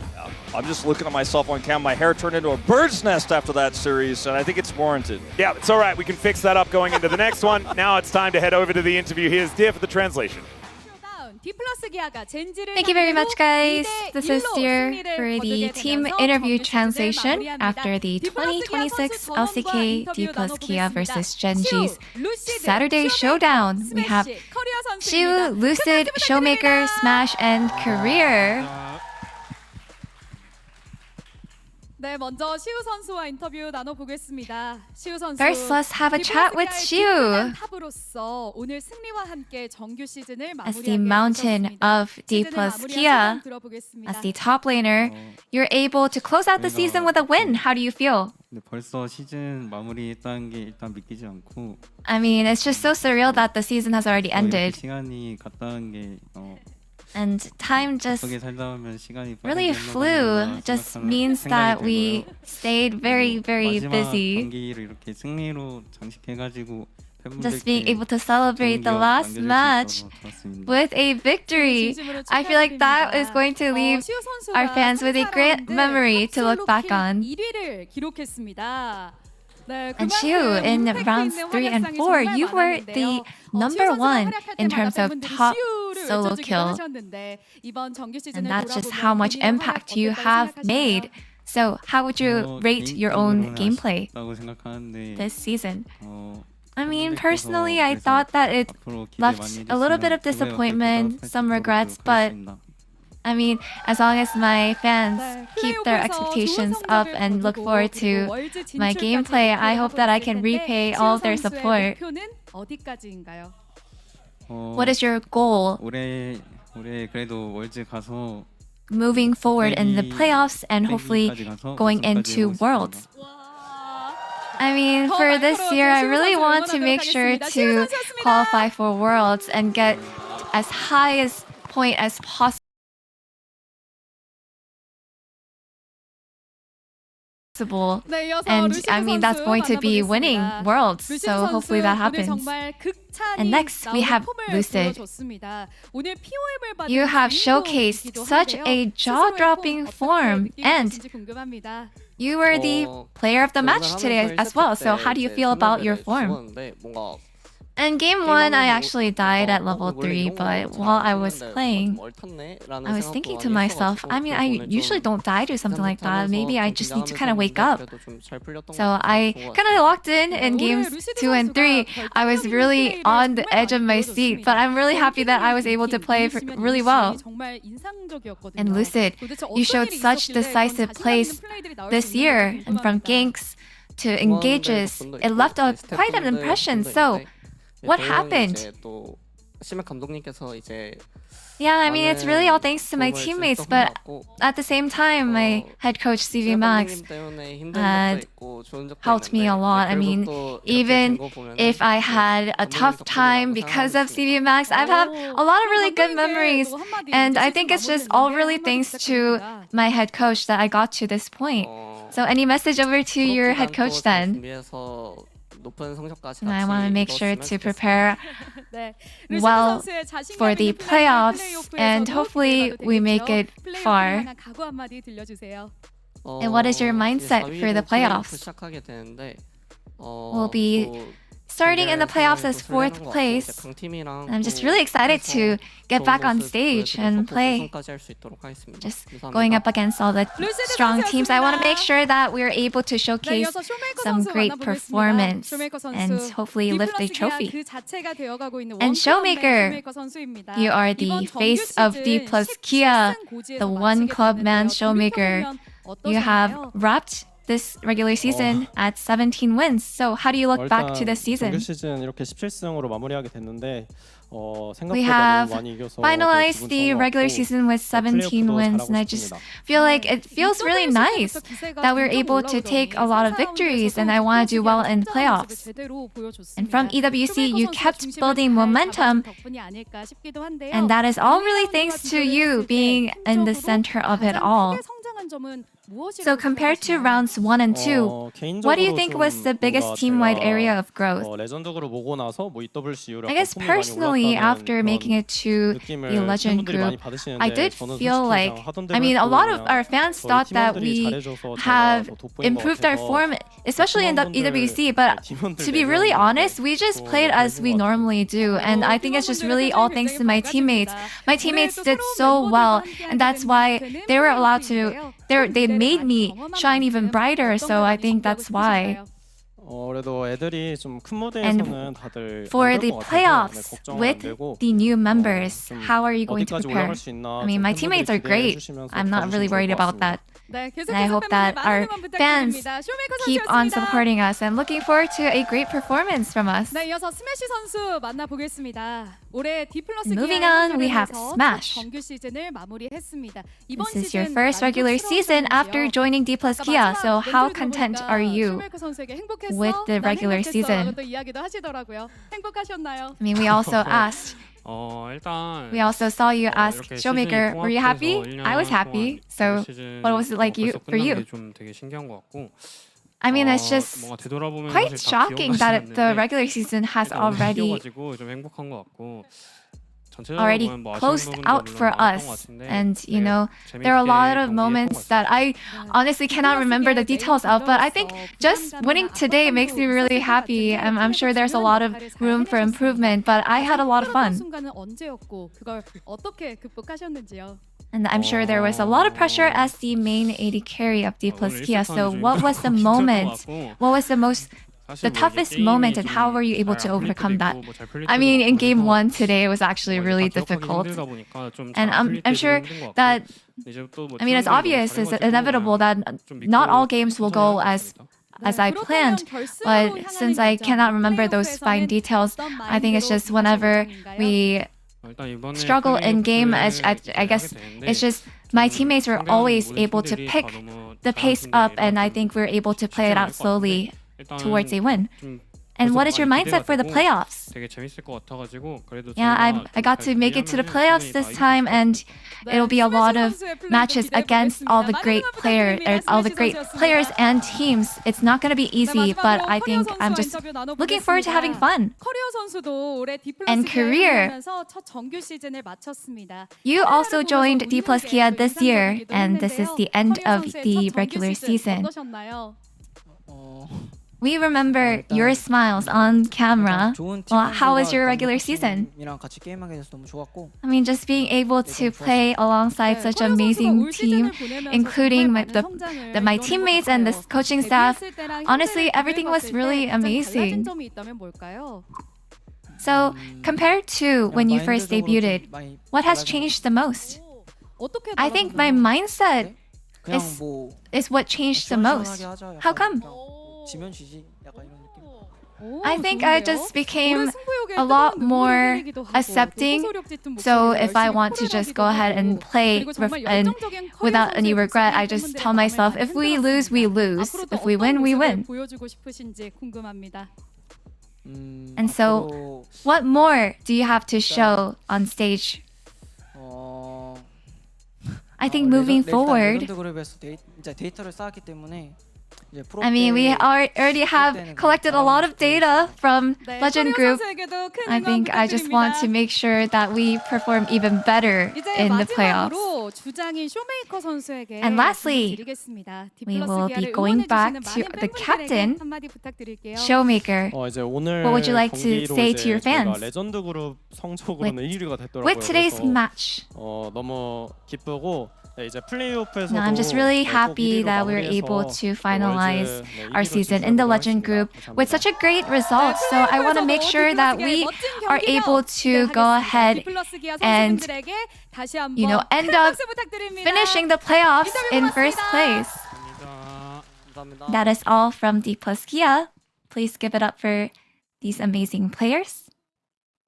아쉽게 패배했지만 정규 시즌 1위로 확정을 And next we have, 젠지 선수 although 전원 it was a 인터뷰 나눠보도록 painful defeat 하겠습니다. today, we have the regular season first place, GENG. 젠지의 탑 기인 선수, 정글 캐년 선수, We have top 미드 Keen, 초비, 바텀 jungle 룰러, Canyon, 서포터 mid 듀오 Chovy, 선수 모셔보도록 하겠습니다. bot dueler, and 젠지 support 선수들을 큰 duo. 박수로 맞이해 주시기 바랍니다. Please give it up for the players of GENG.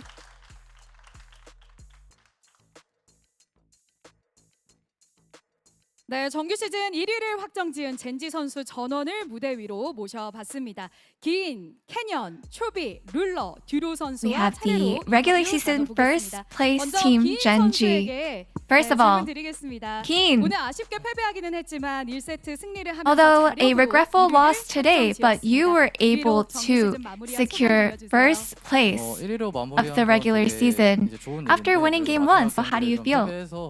I mean, first place is 올해도 긴 선수의 a good thing, 존재감을 but 정말 obviously 대단했습니다. 이번 정규 it does 시즌을 leave a little bit of regret that we 어떠셨는지요? actually lost today. So how do you look back to this regular season? I think it was very different from usual. It didn't go as smoothly as it usually does, but I mean, in the end, we are the first place team, so that's just a relief. 어떤 목표를 가지고 And your 계신가요? journey will continue from playoffs round 2. So what are your goals? I mean, obviously our goal is to win and to win it all, to be honest. So 네, 우승을 향한 I want 긴 to make sure 선수의 that 여정 we can- 큰 박수로 응원해 주시기 바랍니다. 긴 we can achieve that 선수였습니다. goal. So we're going to work very hard 네, for that. 다음은 캐년 선수 만나보겠습니다. And next, 캐년 선수, we have Canyon. 올해도 정규 시즌을 1위로 Yet again, 마무리했습니다. 이번 레전드 you have 그룹이 정말 역대급으로 closed out the 치열했는데요. season 젠지가 with 1위를 first 차지할 수 place. 있었던 비결, 이유는 And Legend 뭘까요? Group was quite intense this season. So how was GENG able to take first place once again? 빠르게 좀 그래도 서로 I mean, 얘기하고 even when in the moments where our performance wasn't too great, I think we were able to 좋았다고 생각합니다. focus on recovering our form. 젠지였는데요. 이제 플레이오프는 BO5로 펼쳐지게 됩니다. 5연승 중이었고 And the playoffs will 오늘의 be 아쉬운 a 점도 best of 분명히 있긴 5. 한데 So, 플레이오프에서는 어떤 점이 가장 중요하다고 since you were 보시나요? actually on a 5 winning streak, I'm sure it left a little bit of disappointment. So what do you think will be the most crucial point during the playoffs? 다양해질 거고 그래서 저희가 뭐 I think it's going to be 연습이나 이제 그런 it's going to come down to draft. Given that it's going to be best of 5s, I think we just have to make sure to practice our champions and just, just be prepared. 작년에도 우승했으니까 So what is your mindset for the playoffs? 준비해서 네, 다시 I mean, we won last year, so we'll try our best in order to win yet again.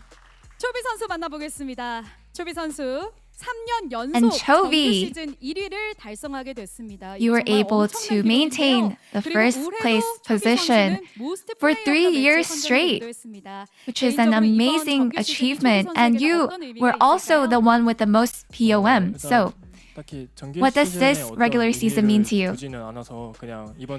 I don't actually put too much meaning behind a regular season. I think what's more important is the playoffs. So, right now my mindset is that I have to do well in the playoffs. And since you get to advance directly into round 2 of the playoffs, how will you prepare? I mean, we have a lot of time to actually prepare. We're going to try to break down other teams, how they play, and try to focus on our own areas of improvement. And what is your mindset for the playoffs? Nothing fancy. I just want to make sure that we are prepared.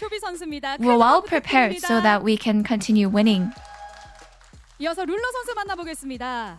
And next up, we have Ruler. 초에는 흔들리는 모습이 나오기도 했었지만 There was 역시 a bit of 룰러는 shaky 룰러다라는 moments during the 이야기가 regular 나왔습니다. season, but in the 올해 end, 정규 you 시즌의 are 룰러 Ruler. 선수 본인을 돌아보면 어떤 이야기를 해주실 So 수 how do you 있을까요? look back on yourself this past regular season? 잘하면 빗볼 날 있으니까 I think if 열심히 I 해라라고 하고 싶습니다. 네, play 그런 harder 마인드로 and 정말 폼을 끌어올리기 위해서 얼마나 많은 if I 그 과정 또한 give it my 궁금합니다. best, I think I will be able to shine. So I just want to make sure that to tell myself to keep playing and keep working hard. 생각하면서 좀 뭔가 And so what kind of efforts have you made in order to improve your form?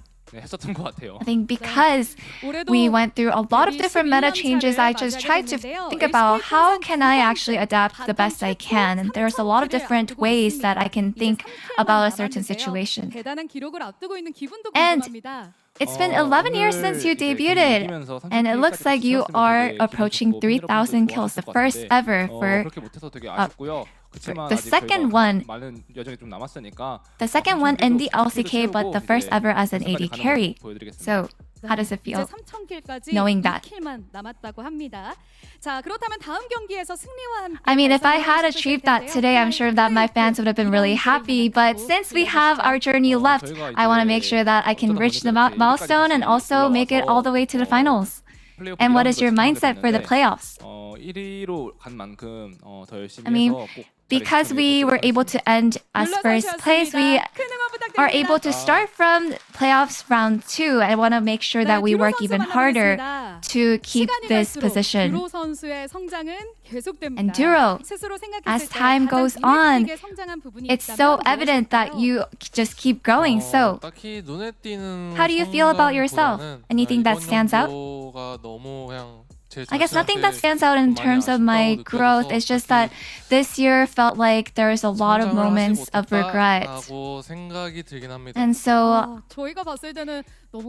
in a way, I could say that I couldn't grow as much as I wanted to. And Ruler and Duro, you guys have been synergizing for 2 years now. And I'm sure that at a glance, you have reached the point where you can read Ruler's mind. So what do you think? I mean, I'm only human. I am not AI, and even AI cannot read people's minds. So no, I can't really read his mind just at a glance, but maybe over time. So what do you think Ruler and Duro duo's biggest strength is? When I think about it, I guess, this year, I wouldn't say that we were seamless, but we keep on improving. So I think once we reach the form that we want to be at, I'm sure that we'll be able to defeat anyone. And so what's your mindset for the playoffs? We are still improving our form in the process of it, but as the defending champions, I want to make sure that we just keep on going forward and moving forward so that we can reach the finals and hopefully lift the trophy as well.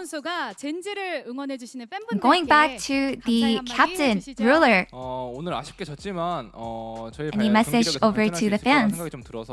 Well, today was a regretful defeat, but I just feel like we already have so much improvements to make in our performance. So I don't think it's going to leave too much regret. I feel like, obviously it would have been better if we had won, but I want to make sure that in playoffs round 2, we're able to continue winning and keep showing you a great performance. And hopefully,